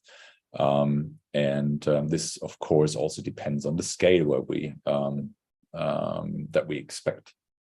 So these are all still open questions. We really don't know yet until we have found ground truth and explored further. But before exploration needs to come prospecting, and the prospecting needs to deliver the information about the sites that are worth exploring. So to support that prospecting effort, we are here at the Technical University of Munich, are involved in several instrument developments or sensor developments. So this just shows you one example, which is the Prospect instrument package that is developed by the European Space Agency. And with this instrument package that contains a drill and sample analysis laboratory, we can drill down to a meter depth or so, collect samples, bring them back up and analyze them in the gas analysis lab. The gas analysis lab has 2 mass spectrometers, so we would be able to quantify volatile species contained in that sample. And we can also perform isotopic measurements, meaning that we can, for instance, find out about the origin of the water, so where in the solar system it formed or where it originated from. So this will be a very comprehensive study of lunar volatiles right on the lunar surface. So this mission is about to be launched in a couple of years. So we are now in the manufacturing phase actually with this, and this will fly on a NASA CLIPS provided lander, so commercial lander, and will fly to the South Polar area region too. The right-hand picture here shows you another sensor that we are developing here and provide for that mission, which measures the electric permittivity of the soil. And the electric permittivity is a property that is affected by the material composition, and that also means that we can detect ice during the drilling operation. We also support the development of the sample ovens that you see here on the carousel, so where the samples are being dropped by the drill and then heated and analyzed by the gas analysis laboratory. So this is a larger instrument contribution. We also have our own instrument development that we fully developed as the leading organization over the last 10 years in the frame of national projects, but also European projects and ESA-led projects. So this is what we call the Lunar Volatile Scout, and it's an instrumented drill. You see an engineering model here on the upper right-hand picture, and the CAD model of the final instrument on the left-hand side. So with this drill that is small enough so you can pack it on a rover and cover larger areas, we want to map resources. So we drill into a shallow subsurface, meaning 10 to 15 centimeters. We have this heating element in the hollow drill shell, which we use to heat up the sample in situ. And we have a mass spectrometer here connected to that drill. So what we do is really we bring the analysis to the sample rather than the other way around, as you have seen in the on the previous slide. And so this is a new approach. We take this approach in order to minimize the sample disturbance and the potential loss of volatiles during sampling to a minimum. Also here, we have a permittivity sensor on board, which is mounted on one of the rover wheels, for instance. So this is also something we developed. So with both instruments, again, a drill that takes a sample and a permittivity sensor, we can we have sensor data that are complementary and that tell us something about the abundance of water or the presence of water in the shallow subsurface over a wider area, because the rover is mobile and can cover wider areas. It can also enter PSRs. It can also observe at different times of the day. So meaning we can also not only cover the spatial variability, but also the temporal variability of volatiles accumulating in near surface layers. And as a last slide, I just wanted to show you some or tell you about the simulations that we also do in support of that. So what, of course, is important to understand the thermal interactions at the lunar surface.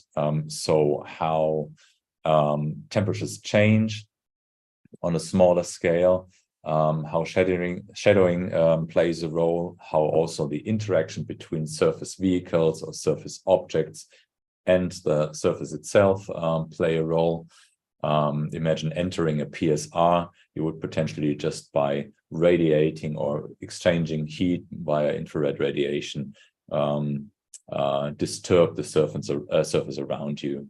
That would drive off volatiles that would then feed into the exosphere. This is why we also model the exosphere and the surface interactions that take place, meaning that we can learn more about how for instance, solar wind protons are ultimately converted into water, and where that water then can be found on the lunar surface. So this is modeling that we perform in order to support our instrument developments and to, well, increase our understanding of, well, lunar water and the lunar water cycle.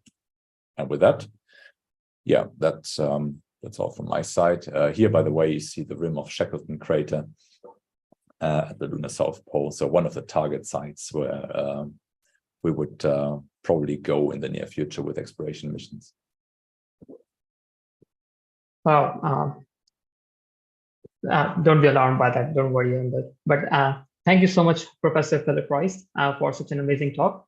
I think we have time for just one question. I mean, I obviously do have a question, but let's see if we have any of the attendees that are asking the question. Do we have anyone? No, I don't see anyone. So I'll go ahead and ask the question that I have. So Professor Royce, once again, thank you. I do recall that you mentioned to take the testing to the sample rather than breaking the sample back.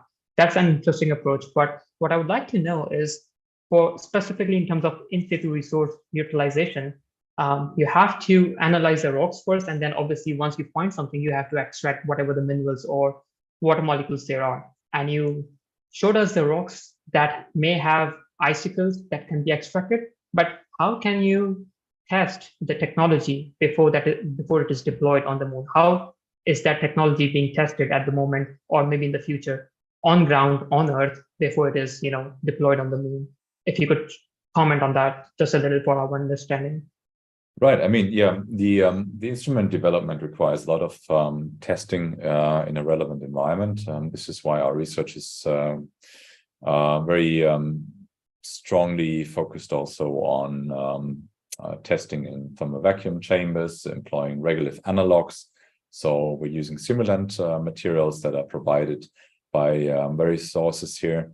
That mimic the real lunar regolith in terms of chemical composition, but also physical properties. And this is what we use. The ice or the water we add ourselves. So there are different methods to do that in order to achieve different quantities and different bonding mechanisms. And this is actually one of the main challenges in the analog testing that we face too, because first of all, we don't know really about what to expect on the moon in terms of bonding mechanisms, for instance, or ice quantities.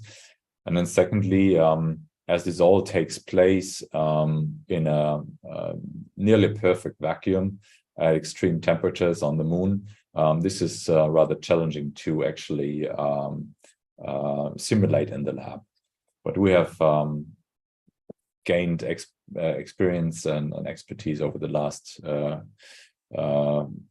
years to find out how we approach that. And well, we work with a means that are available to us. And then, of course, any new data on lunar water will help us improve the analog environment here on Earth too. Right, perfect. Thank you so much, Professor Rice. Alessandro, I see you. Do you have any question or comment, or shall we move forward? No, I just want to thank you, Professor Rice, for this talk. Thank you very much. Thank you. Perfect. Yes, it was an interesting talk, and one of the participants, Christoph, said he thanked all the participants and the panelists for such a great session. And thank you, Christoph, for being a participant. I hope you, among many others, are enjoying today's event.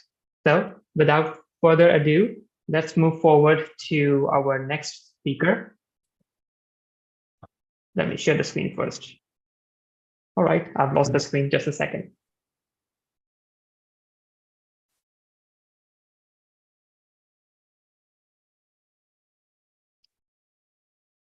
All right, we have the screen back live. Let me share the screen.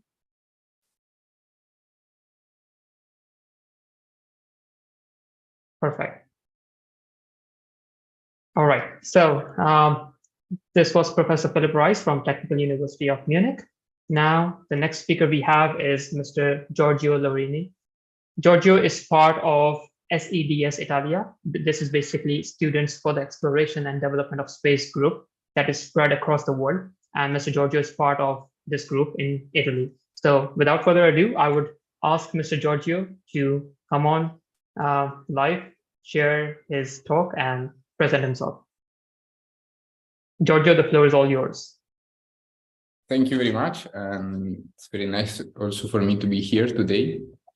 We'll just give you a short introduction about firstly SETS Italy, and a little bit about myself. I'm the president of this association. It's part of an international network that basically it's everywhere, all over the world, from the United States, Canada, India, Japan, and also in some other countries in Africa. We have UK, France, and in Italy we basically build up this community starting a couple of years ago, and we are growing pretty fast. Talking about myself, I've been basically moving across Europe in the last years between Barcelona first, then Belgium, then I've been to the International Space University through ESA scholarship, and now as well I'm a trainee in the European Astronaut Center at ESA in Cologne, Germany.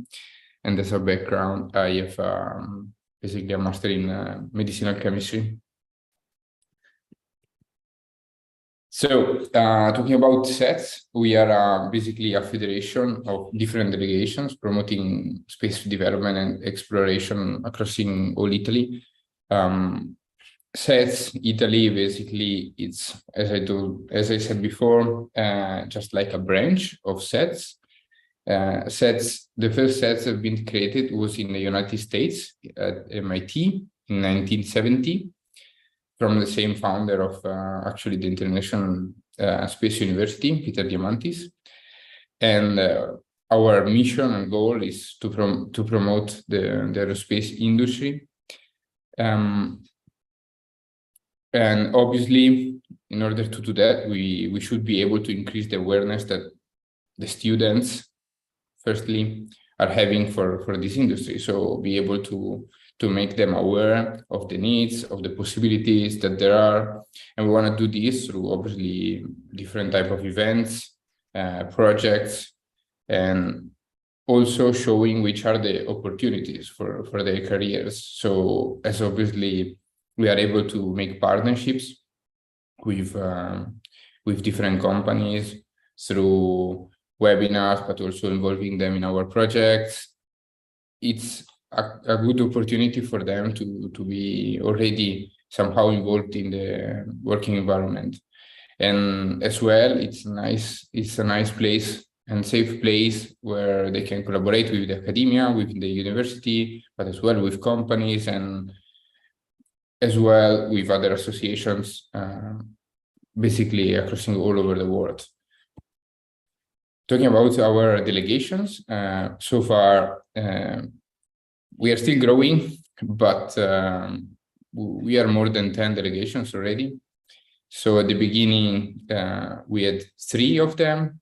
We were having Polyspace, AESA in Polytechnic of Turin, Polyspace is from Polytechnic of Milan, and Bocconi in Odyssey, Milan.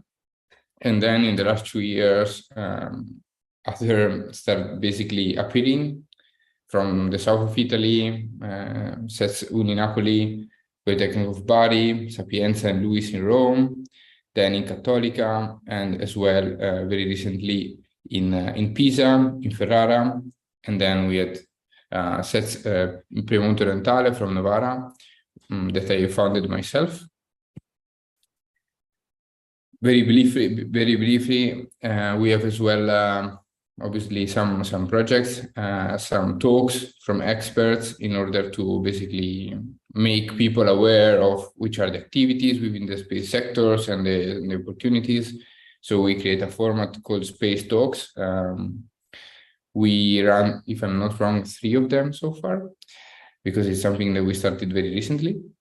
And once a month, basically, we invited some speakers. In October this year, we will do the 2nd edition of our national conference. It's called SISC, SETS Italy Space Conference. It's going to be set in Novara, in the north of Italy. And we will obviously share when we will be ready all the information for the people that would like to join us and come and be able to obviously participate in talks and panels, roundtables, but as well we'll have a career fair with companies. And we always try to be open, obviously, to collaborate with other associations, and as well, in this case, ESA. I am responsible for this collaboration because I'm taking care of a project in ESA, that is called Citizen Science Project, that I will talk you about very soon. So let me 1 second change the presentation.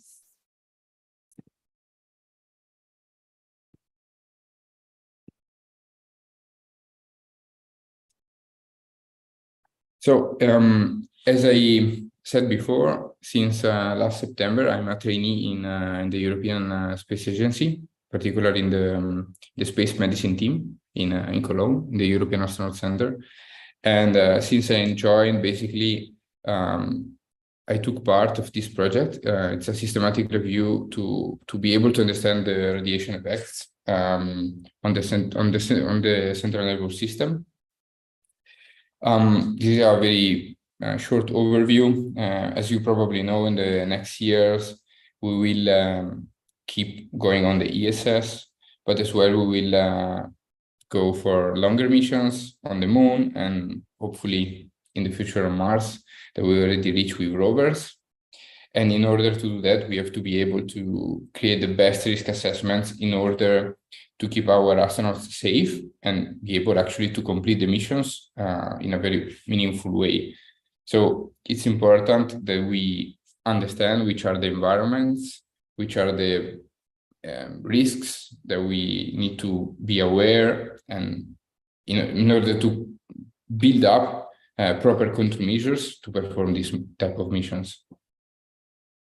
When we are talking about space, radiations are one of the main issues, and they are extremely important and sometimes very heavy events that can basically damage our even very hardly compromise the health of our astronauts.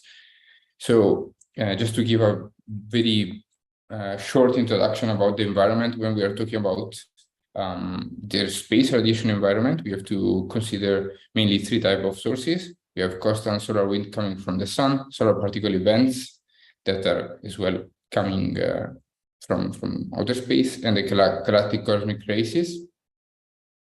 In general, when we are performing missions on the ESS, we have basically Earth radiation belts that are kind of filtering some of these basically sources of radiations, and they are helping us, then they are protecting us from this kind of particles. But when we are aiming to reach, for example, the moon, we will have to cross these belts, and these belts are becoming themselves a source of radiation. And in order to be able to create good risk assessments, we have to understand which particles are involved, the ranges of the energies, which kind of interactions they're able to do. And in order to do that, this is just a short introduction again, looking a little bit more in the details. We have solar particle events and galactic cosmic races that, talking about primary particles, are mainly made on protons. They have as well a small and a low percentage of heavy nuclei, talking about 1 or 2%, but actually, as they have a higher atomic number, they are able to interact with the shielding system. So spacecrafts, space stations, habitats, and spacesuits as well. And where they are doing that, they are creating secondary particles, so neutrons, protons, electrons. And these are extremely important, and we have to understand where they are going. Here in the project in ESA, we were basically focusing on the effects of these secondary particles on the CNS, so on the central nervous system. And we know that the range of energies is super wide, from kiloelectron volt to gigaelectron volt, but actually it's very important to understand which kind of interaction they can, for example, have with DNA, and which effects are causing with the tissues, with organs. So I will tell you a little bit more very soon, but then we have the Earth radiation belts, again, made of protons and as well electrons, but with a range of energies that is going from 1 to 100 megaelectron volts. So what we wanted to focus on this project was the higher section of this electromagnetic spectrum. So we are focusing on ionizing radiation. So I don't know if everyone knows, but in the electromagnetic spectrum, you have different type of waves with different type of energies, going from lower to higher energies.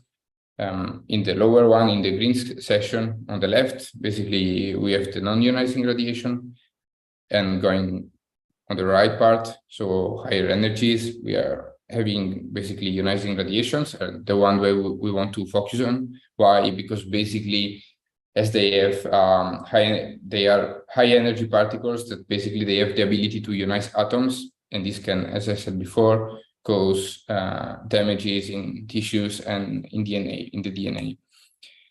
When we are talking about the effects that this kind of interaction can cause, we can divide them in two. We have short-term effects and long-term effects.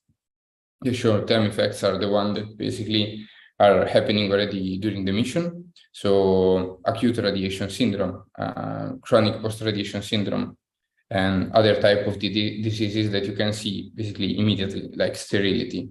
These are acute effects. But as well, there are potential early neurological effects that you can basically see immediately. So changes in the behavior or in the memory. While we are talking about the long-term effects, are effects that basically we are seeing in the lifetime. So later on, we can basically here as well see neurological decrements, but are not early anymore. They are potential late neurological decrements. So again, we can see changes in the behavior or memory losses and other type of neurodegenerative diseases. These specifically, they've been observed already in animal models, but we are not sure that we can transfer in the same way that we can do here on Earth this kind of studies in the human ones. So as well, we could see, for example, mutations in the germline or somatic mutations. These are turning in cancer and other degenerative or chronic diseases that are involving different kind of systems, like the cardiovascular one, and these basically are going to damage our systems, and it's extremely important. Obviously, this topic is extremely wide, and we don't have the chance to irradiate people to see which are the effects. So what we decided to do was basically to identify two main topics, two main questions.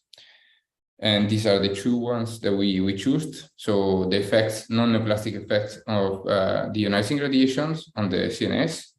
And we were trying to understand if there are sex differences in the susceptibility to ionizing radiation. So non-neoplastic effects means not cancer-related effects. And the CNS is the central nervous system, just to give you a general overview.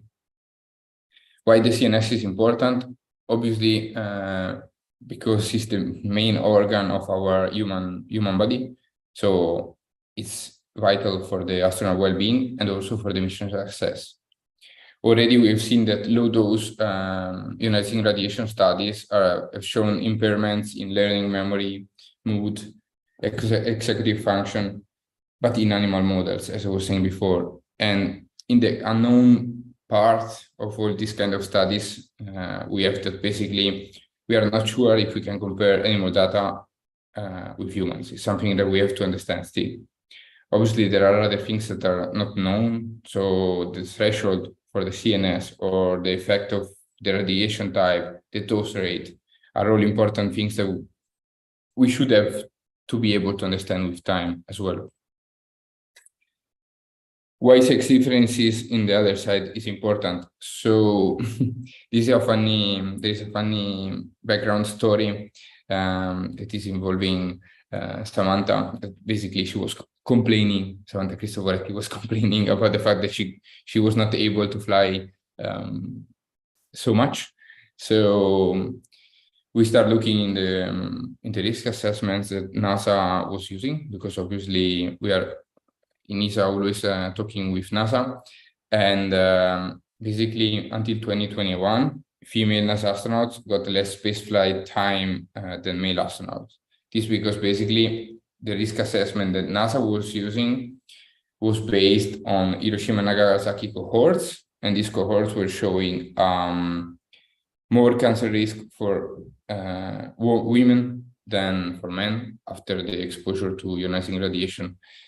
So obviously these kind of studies are biased because they started basically in the archive years ago, and there are some confounding factors. As years ago they were storing data in a different way,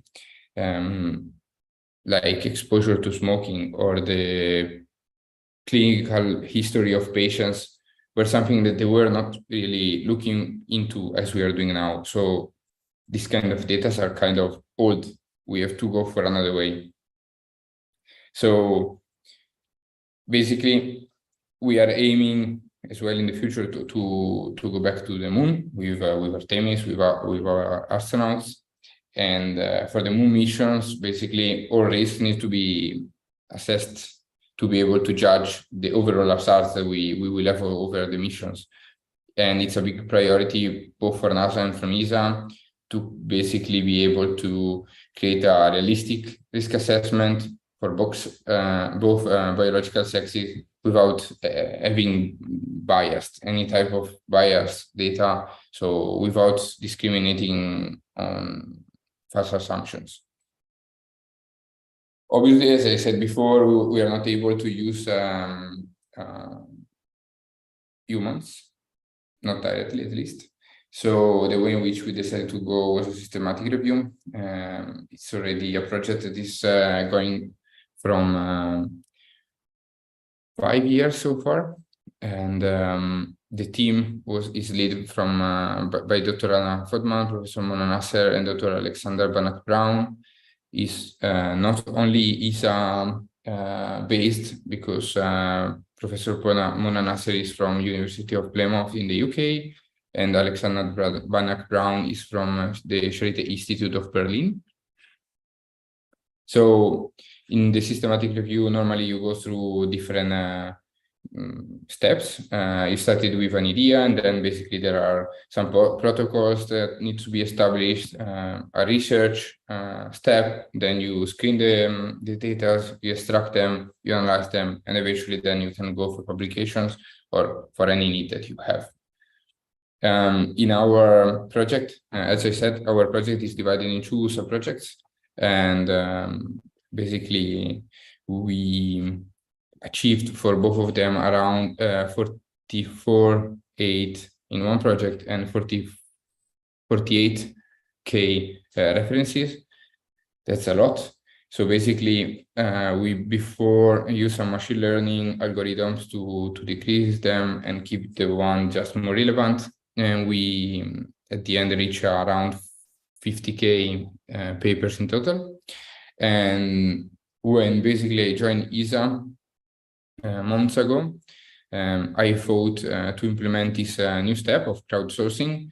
So go around all over the world asking people if they want to help us screening these papers to just keep the more relevant ones. They've been pretty challenging, but we launched some weeks ago this project. We before basically performed a pilot in November, December, and now we are training all the participants, around 1,300 people, in how to screen properly, so making them familiar with our inclusion exclusion criteria. They are all online, published on the open framework. We put together some tools in order to keep a good communication with them. So we welcome all of them in our ESA teams to keep the communication. We created a project on SURF. It's a systematic review facility that is owned from the Berlin Charité Institute in collaboration with the University of Glasgow. And as well, the idea was to build up a community of enthusiasts and as well experienced people, because we have a wide range of people with different backgrounds, with different experience. It's always they are all moved by passion. So they obviously wanted to meet up between themselves, and as well for the future, it could be a nice source from for ESA or for whoever needs to keep doing these kind of projects. As well, we put together a handbook to helping them understanding a little bit how to join the project in this tool, SURF, and some examples about the screening, a decision pathway. It was very, very challenging, but I mean, something that we have done. As well, short training on just 25 papers. Obviously, we want to keep the best performance ever, like the best performance possible from the crowd. So we wanted to keep a very good accuracy. In order to do that, we basically put together this training, and as well, after training them in the real data set, we will put some spot checks in order to see if people are actually not just pressing include or exclude on our papers. And as well, we will keep engaging them to motivate them with some other type of activity. So the best screener of the week, ESA will provide them a certificate to like as part of the project, and as well there will be knowledge in the papers later on, and some people, because we got very experienced people as well, may be invited as well as co-authors of our papers. This is the entire team that is working behind the project. So many ESA interns that join during the years, external collaborators from, as I said before, the Plymouth University, the Berlin Institute of Health at Charité in Berlin. And yeah, from my side is everything. Thank you so much for the attention. And if you have any question, I'm super happy to reply to you guys. Thank you, Giorgio. That was an interesting take. Radiation is certainly an important consideration when it comes to human spaceflight. And also, thank you for sharing the details on STEDS, Italy. And yes, I think so. One of the speakers in our today's panel is also part of a student association. Maybe you guys could connect later on to discuss if there is any chance for collaboration. Let's see if we have any question right now for you. So, right, there is none. Alessandro, do you have any question, or should I proceed with mine? If there is no question from the audience, we would like to thank Giorgio for this very interesting talk. I have a question about the team. It's a very big one, but Yeah. What about the training?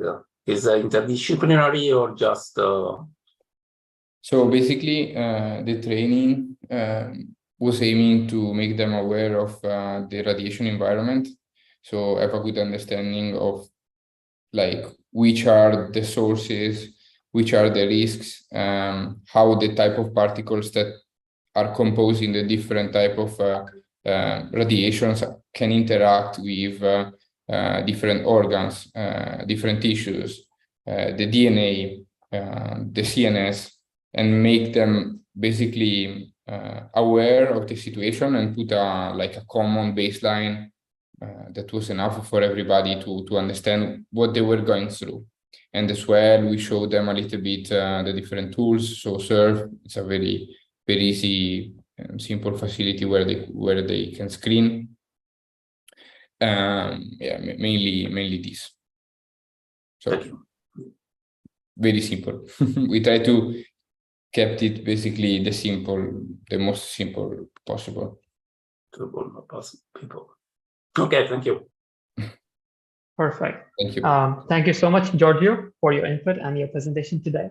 So we are going to move towards our last speaker of the day. Let me share my screen again. All right, so this was Mr. Giorgio Lorini from SCDS Italy. And for the next speaker we have now is Mr. Brandon Menz. Mr. Brandon Menz is basically part of Technical University of Munich WAR scientific group. It's basically a scientific work group for rocketry and space flight. This group is specifically dedicated to creating a rover that will build habitats on the moon for future manned lunar missions.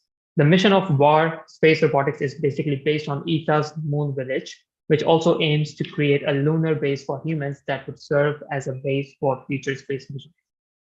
About Brandon Menz, he joined WAR Exploration in 2018 as a mechanical team member, developing a robotic arm for the team's participation in the European Rover Challenge. He then developed the chassis of a solar centering lunar rover, which the team showcased in IG Lunar 2021, and taken up the project leadership of the rover team since August 2021. Mr. Brandon now serves as the head of space robotics and is pursuing 2 bachelor degrees at the TU Munich, namely Management and Technology and Aerospace. And today his talk is going to be on From Dust to Domicile, Sustainable Lunar Habitat Construction Using Solar Centering Rovers.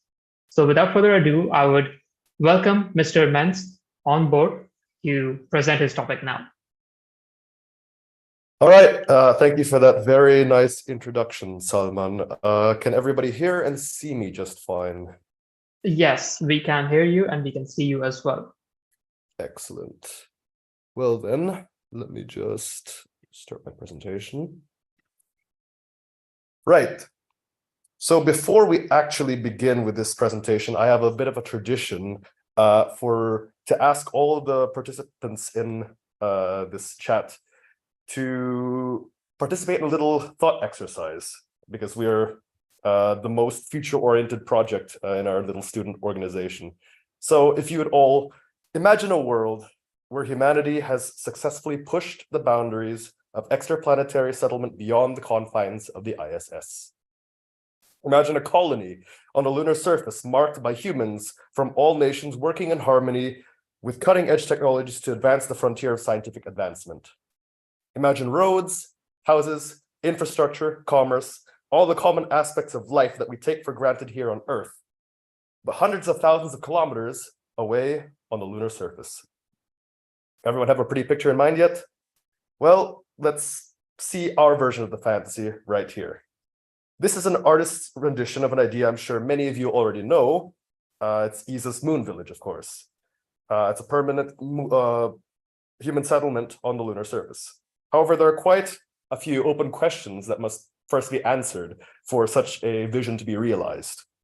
One of the most apparent of these questions is how such structures can be created in an environment inhospitable to humans, and where the only resource to be seen for miles is dust. And this is where our project comes in. I'm Brendan Mantz, head of VAR Space Robotics. I've been part of the team for about 5 years now. And yeah, I've made my way from mechanical development and design all the way to project management. I would like to introduce you to one of the active projects in our work group called Project Rebels. Within the framework of the Moon Village, our project strives to develop technologies which would help convert otherwise unusable moon dust or lunar regolith into usable structures. But before we delve into detail about our work, let's first take a short look at the history of our team. The VAR, which is German for Scientific Work Group for Rocketry and Spaceflight, was founded in 1962 to compensate for the lack of an aerospace faculty at the Technical University of Munich. In its early days, the VAR started experimenting with hybrid rocket technology, which produced the Barbarella rocket, which is the first German hybrid rocket produced by students, and it's currently on showcase at the Deutsches Museum. Today, the VAR is a nonprofit organization with two main missions, which are to complement the education of all the students at the university and to boost public interest in a variety of different space-related research fields. And we do this through the wide variety of practical and scientific work which we do in our four main projects at the moment. So from rockets to CubeSats to biological experiments on the International Space Station, and of course, our student group, Space Robotics, which focuses on rovers and space elevators.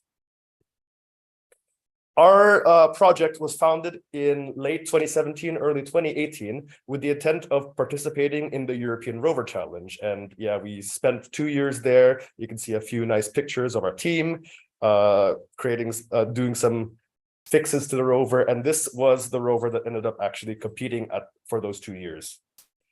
But after our introduction to student work at the European Rover Challenge, we wanted to do something a little bit more scientifically oriented. And that's where we found the Igluna.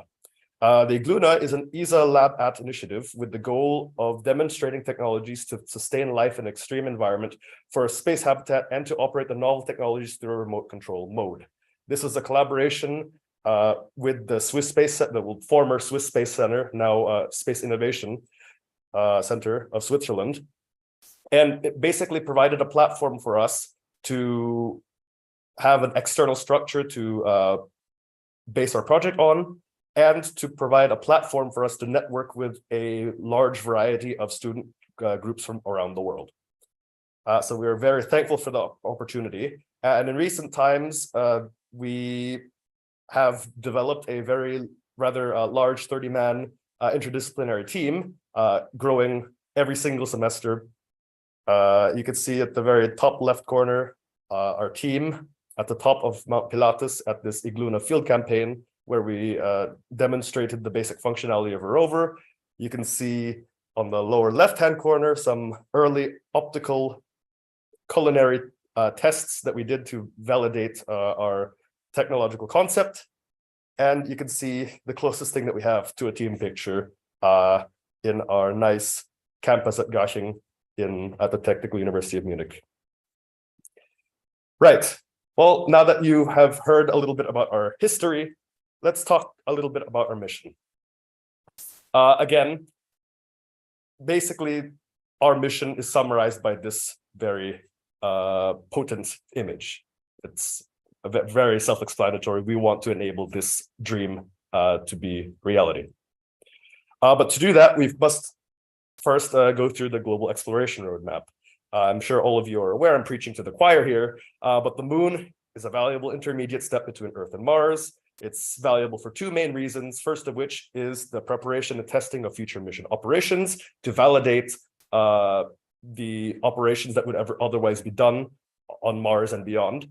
And the fact that successfully settling on the moon proves that we can successfully complete these further exploration steps. So in any case, we do need to create a functioning lunar gateway.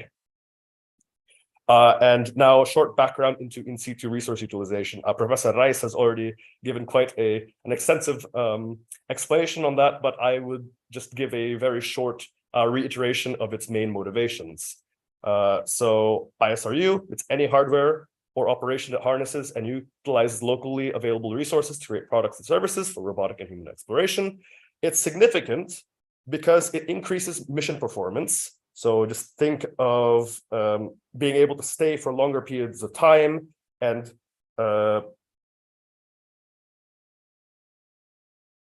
just being able to bring less material on the initial launch. And then it also increases mission sustainability. Just think about being able to reuse landers and being able to grow stuff like common example in pop culture from The Martian, Matt Damon with his poop potatoes, where he was able to essentially terraform locally available Martian regolith using his own fecal matter and a bunch of other chemical processes.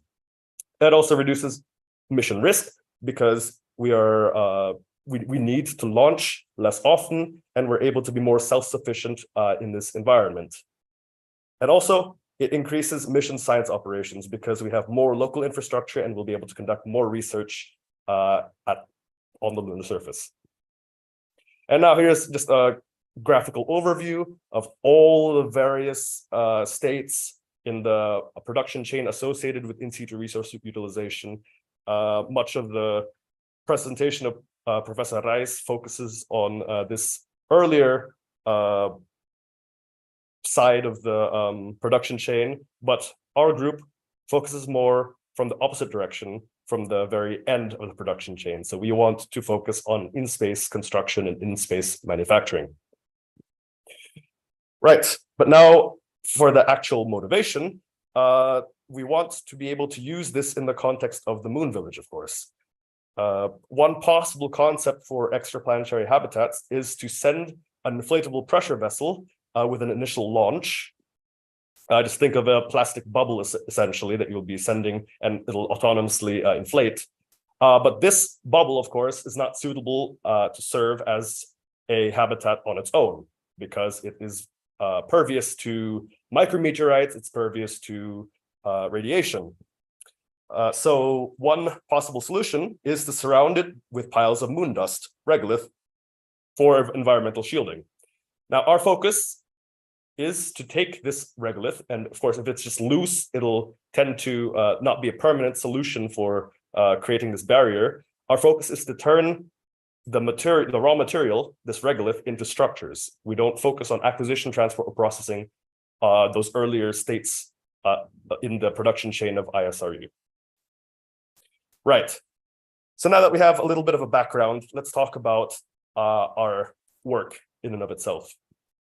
Our system is an amalgamation of two existing technologies, the first of which is a stationary solar sintering apparatus. The one pictured here is from an artist named Marcus Kaiser, who creates sand sculptures in the Sahara Desert using only sunlight and sand. On the right, you can see as an example of all of the various exploration rovers developed by NASA and ESA and all the major space agencies, Curiosity, Opportunity, that entire pedigree of exploration rovers that we all know and love. And when you combine these two technologies, you get something that looks like this. You get the Lunar Automated Rover for Solar Sintering, or LARS for short. You can see that the stationary solar sintering apparatus has been quite miniaturized in front so that it'll be able to fit on a rover. And you can see that the geometry of the rover itself has been modified quite greatly to accommodate this rather movable payload, let's say. Here's a short showcase of the two main functionalities of the rover. So you can see on the left-hand side, the rover roving around on our little field outside of the workshop in Garching.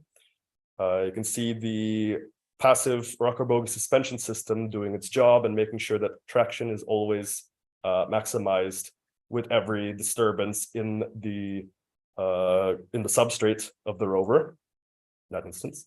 And on the right-hand side, you can see the sintering manufacturing technique at work. So in essence, it is a 3D printer that uses only sunlight to generate solid structures out of a powder, in this case, sand or regolith. And you can see that concentrated beam of sunlight and its wake, that growing solid, massive structure. Right. Now we have a few findings from our field campaign in 2021 as part of the Igluna that we mentioned earlier. In short, the rover works, but weather was an underestimated risk. As we were on the top of a mountain, the aberrations in the weather were quite exaggerated, and every cloud, every shadow interfered with our solar tracking, and we weren't able to concentrate sunlight effectively. And the payload was missing a degree of freedom. So one important aspect of controlling this manufacturing process is to make sure that you can have a constant energy flux delivered to that area on the ground, which is illuminated by that high energy beam. And to be able to, we thought in 2021 that we would be able to manually adjust that because changes wouldn't be too dramatic. We were very much wrong in 2021, and we discovered that we actually do need an automatic degree of freedom to be added to the payload so that we can essentially autofocus our payload. And of course, we also identified that the electronics needs some additional safety features. Then in the pictures, you can see some of the sintered materials that we developed, that we created in the context of Igluna 2021. Fast forward 2 years, we spent 2 years after this field campaign working on these open issues, and we were able to address almost all of them. We conducted a follow-up sintering campaign just in the past few months because we had very lovely weather here in Munich for solar sintering. And you can see the progression of our results from left to right. On the left, you can see a trail of fully melted regolith simulant. That was one thing I forgot to mention. In 2021, we were only working with a eutechnic mixture of quartz, sand, and soda, but in those 2 years, we graduated to a true lunar regolith simulant. In this case, it was Tubbs M from the TU Braunschweig. So the first picture you can see a line of fully melted beads. So we tried to sinter a line, but instead we completely melted the regolith, and we have a sequence of beads instead. Then in the second picture, you can see what appears to be a glutinate, which is a combination of this very glassy surface, as you can see here, and partially sintered material down below, and a non-sintered regolith at the very bottom. Then the third image, you can see our first actual sintered line here. And on the right-hand side, you can see an attempt to do a layer application. So we tried to fuse, so we created one sintered line, and then we tried to apply another layer of powder on top and fuse these two layers together. And you can see quite clearly where the fault line between these two layers can be found. So that was essentially our work up until now. But how exactly is our project going to be going forward? Our vision is, first and foremost, to address this issue of closed loop control.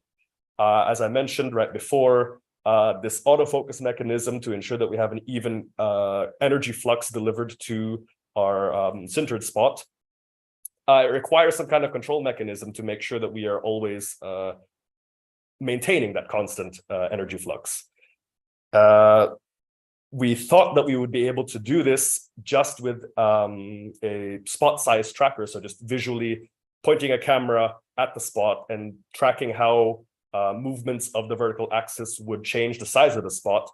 However, the spot size does not directly correlate to the energy flux because of various intensities of the incoming solar radiation itself. So from day to day, the sun would shine significantly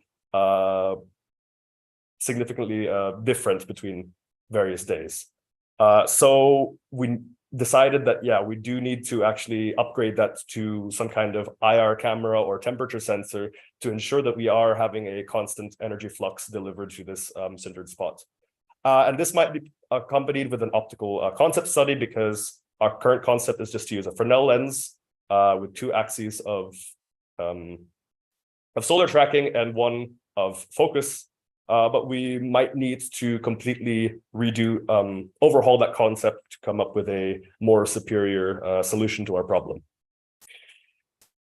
In addition, we want to continue our parameter optimization, because the main goal of our past sintering campaign in this past year was to find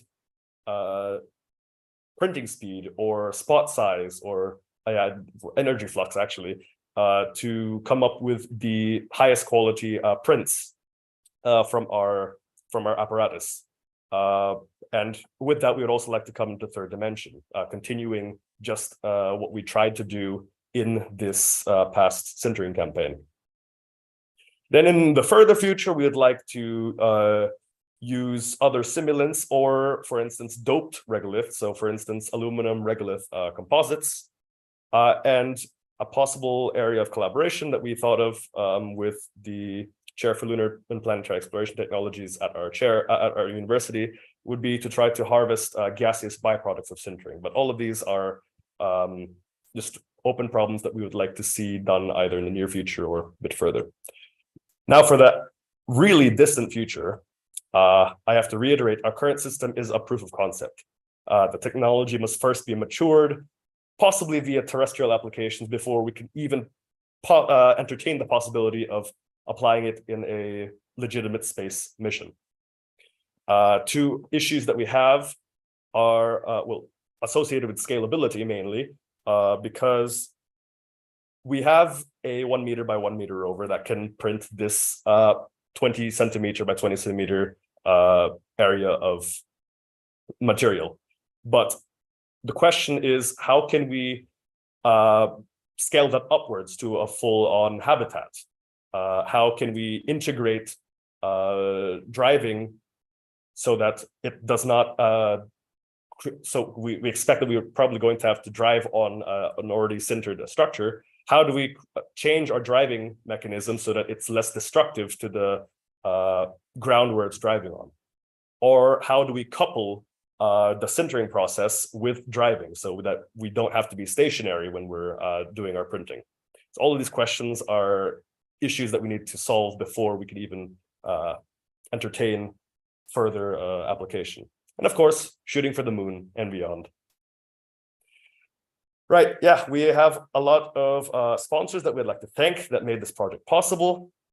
But right now, I just really want to open the floor up for any questions. So yeah, that was all I had to say about our project. Thank you for listening, and looking forward to answering any questions you may have.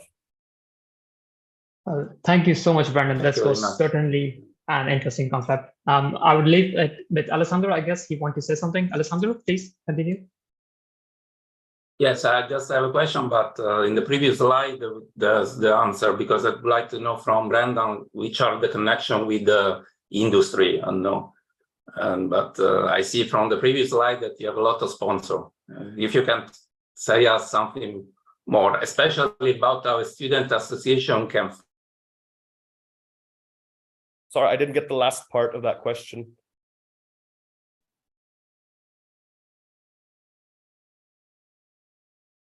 Alessandro, could you Yeah, ask can again? find- Yes. Especially if you can add something about how a student association can find support from the industry or from private field. I mean, in our experience, it was fairly straightforward. It was just a matter of asking, and we shall receive, because most corporations are actually very, very happy to work with student groups, and it's just a matter of saying, hey, would you be interested in supporting us? And sure, you're going to get a lot of rejections, but there's going to be quite a large subset of these companies that are very enthusiastic about supporting student groups. So yeah, it's just a matter of getting out there, casting a wide net, and yeah, just taking all of the victories as they come. Thank you, Brent. Perfect. And yes, this is certainly an interesting concept. To be honest, I wasn't aware of this technology. I mean, I heard the name sintering before, but I wasn't sure the work is being carried out in terms of the future. But yes, it's good that you did mention that it's going to be a proof of concept, because that was going to be my question, like, how mature this is at the moment, right? But yes, it certainly feels better to, have this thing, seeing this thing getting worked on. But one question, I'm pretty sure, hopefully, that there are other student associations or probably some other companies that are trying to mature this technology, right? So do you have anyone in mind in particular that are actively pursuing this technology, whether for terrestrial or space applications? To be fairly honest, in the industry, we haven't found any analogous project. I mean, in the past, there have been some ESA projects that were rather focused in this field of solar sintering, such as Regolite. Unfortunately, the project has been axed. I think they ran out of funding, was the bottom line. But right now, it's a rather open debate amongst research professionals whether laser sintering or solar sintering is the way to go for the future. And actually, I do have a backup slide that addresses exactly this issue. We had to make that decision whether we're going to go for the two predominant forms of sintering for this application, so either laser or solar.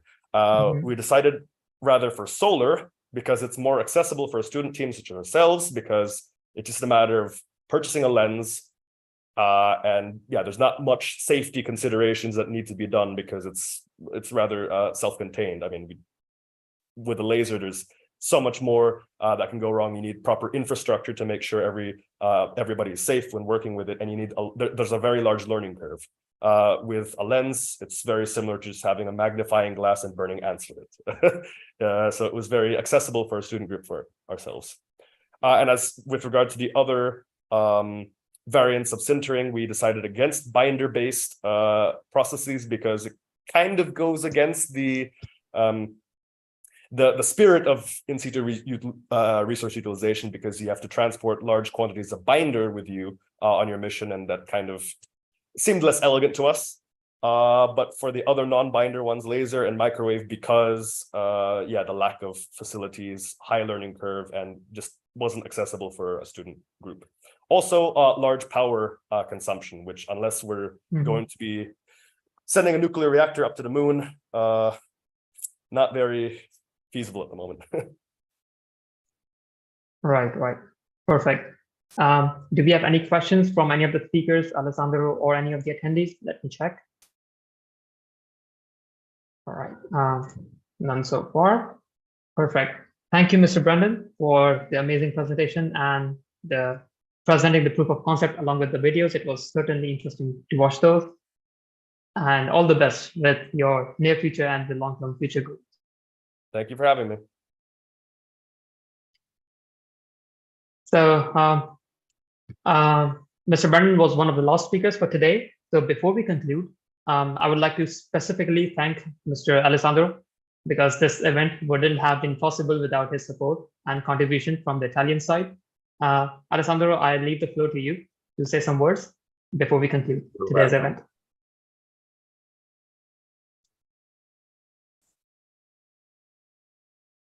Perfect. And I would also like to thank all the speakers for today. Thank you so much. You all certainly had a very interesting perspective on lunar exploration from your point of view. And it was certainly interesting to see the work being carried out at the moment with regards to lunar exploration, be it space missions, be it in situ resource utilization, be it the science being carried out from the lunar perspective and beyond. For our attendees, I would like to reiterate that the Moon Village Association is actually an NGO, a non-governmental organization. It's an entity that is focused on any kind of mission that can be carried out on the moon from any perspective, be it science, scientific, engineering, commerce, policy, art, anything. So if you are within or under 35 years old, go to the webpage, sign yourself up. There are numerous opportunities for you to collaborate, to participate in any mission or in any one of the working groups.